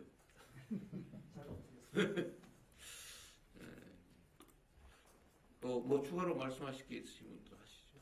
의견 있으면 말씀하시고. 근데 사실 좀 더 해야 될 것 같아요. 이게 저는 이런 예산의 대규모 구조조정 문제는 정책 문제라서 사실 그렇게 어렵지 않거든요. 이거보다는 소규모 예산들 있잖아요. 소규모 예산. 당연하게 집행되고 있는 소규모 예산 중에 지금 시대에도 이런 걸 굳이 해야 되나? 이게 과연 다른 사업보다 효율성이 있나? 또는 이 돈으로 차라리 새로운 사업하면 훨씬 더 나을 텐데 이런 걸 찾아내는 게 중요하거든요. 그건 사실 공무원들 입장에서 못 찾아내요. 찾아내더라도 그 저항이 있죠. 이해관계가 있어가지고 쉽게 결정 못 하거든요. 그래서 그건 공직사회에 나빠서 그런 건 아니에요. 제가 볼 때는. 하기 어려워요. 누군가 지적해줘야 되는데 제가 지적하든지 해야 되는데 저는 몰라요. 그리고 누가 하죠? 아까 말씀하신 그 민간 아까 이제 공개하는 게 일단 전제가 돼야 될 것 같고요. 네. 두 번째는 민간에서 그런 거를 세세하게 좀 찾는 노력을 하고 예를 들면 찾아내면 일부 그중에서 우리가 유해 없는 포상을 해준다거나 그런 메커니즘이 필요하고 좀 이쪽에 의지를 가지고 찾아내는 메커니즘을 좀 지금은 포상 제도가 있나요? 예를 들면 뭐 예산에 대해서 문제 지적을 해서 그걸 조정을 해서 그래서 절감을 했다. 부패, 부정 이런 거 말고 그냥 단순한 예산의 효율성, 우선순위 이런 걸 조정한 경우에 그걸 찾아내서 반영이 되면 뭐 포상을 하거나 이런 제도 있어요. 그거 없을 것 같아요. 예산 성과급이라고 이제 공무원들이 자기 세입을 더 확충하거나 아이디어를 내서 제도를 바꿔서 세출을 확 절감하거나 이런 부분에 대한 게 일단 있고요. 내부에 성과금이 있고 국민들이 제안한 거에 대해서 포상금이 있긴 한데 그렇게 크지는 않습니다. 아까 말씀드린 참여 예산 관련된 뭐 이런 포상금이 일부 있습니다. 어쨌든 새로운 사업을 시작하는 건 그리 어렵지 않은데 이미 시작한 사업을 조정하는 건 정말로 어렵잖아요. 일단 발견하기도 어렵고 발견해내도 실현하기 어렵단 말이에요. 근데 요거는 시스템을 뭔가 만들어야 될 것 같아요. 최소한 올해는 뭐 어쩔 수 없다고 하더라도 내년 예산에 대해서는 올해 편성되는 그것도 이미 사실 제로베이스 예산 편성해봐야 못해요 사실은. 말만 그러지. 그거 어느 세월에 그래. 그거 하려면 한 1, 2년은 준비해야 될걸요. 그러니까 그거를 지금부터라도 이제 찾아내는 거를 좀 해야 될 것 같아요. 근데 그거 어떻게 할 거냐? 그 상시화해서 할 수 있는 플랫폼을 한번 고민해 보겠습니다. 그리고 예산 당국하고 그 사실은 그 해마다 재정에 대해서 상당히 많은 노력을 합니다. 연 중에도 예산 편성하기 전에도 분야별로 다 보는데요.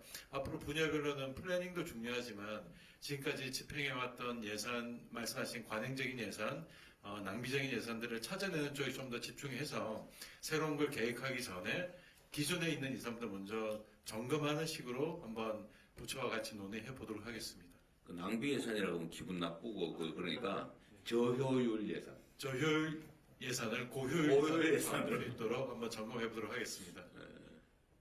어떤 걸 좀 많이 찾아냈으면 좋겠습니다. 원래 이거 몇 시까지 하기로 돼 있었어요? 이미 시간이 많이 지나서요. 아마 의전 쪽에서 좀 다급한 것 같습니다. 아 그래요? 네.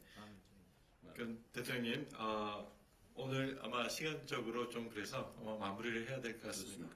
마지막으로 대통령 말씀을 저는 말을 너무 많이 해서 안 하는 걸로 하고 다른 분들이 하십시오. 혹시 준비하신 게 있을 수도 있는데 없어요? 근데 왜 여기 여성 참석자가 두 분밖에 안 됩니까? 저 뒤에도 또 있고 그렇습니다. 아, 일단 비율상 너무 압도적으로 여성이 적은데. 한 말씀. 아, 그러세요?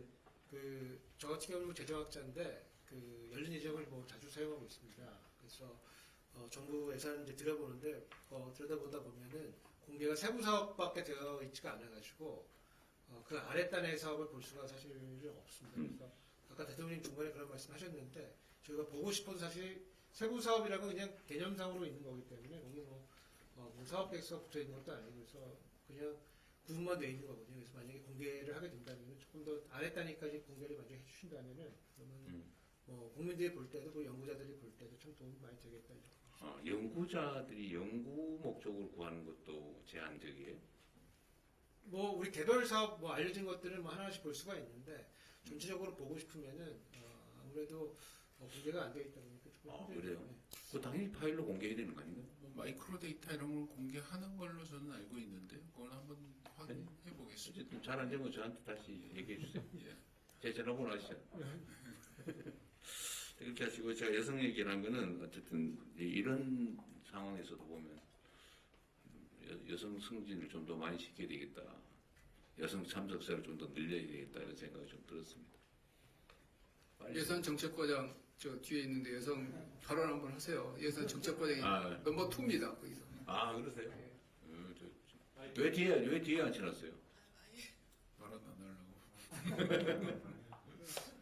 제가 지출 구조 조정 이제 실무적으로 총괄을 하고 있습니다. 아, 그래? 그래서 오늘 대통령님 말씀 듣고 저도 많은 반성을 했는데요. 제가 너무 공무원적 시각에서 이걸 보지 않았나. 조금 더 국민 입장에서 진짜 필요한 사업이 뭔지 한 번 더 가서 체크하고 네. 더 이 국민 입장에서 효능감을 높일 수 있는 그런 내년도 예산이 될 수 있도록 한 번 더 점검하도록 하겠습니다. 실제 선거를 내가 조기 승진하는 방향을 한번 검토해보겠습니다. 네, 다들 애쓰셨습니다. 고맙습니다. 네. 네, 감사합니다. 이것으로 오늘 간담회를 모두 마치겠습니다. 감사합니다. 고생했어요.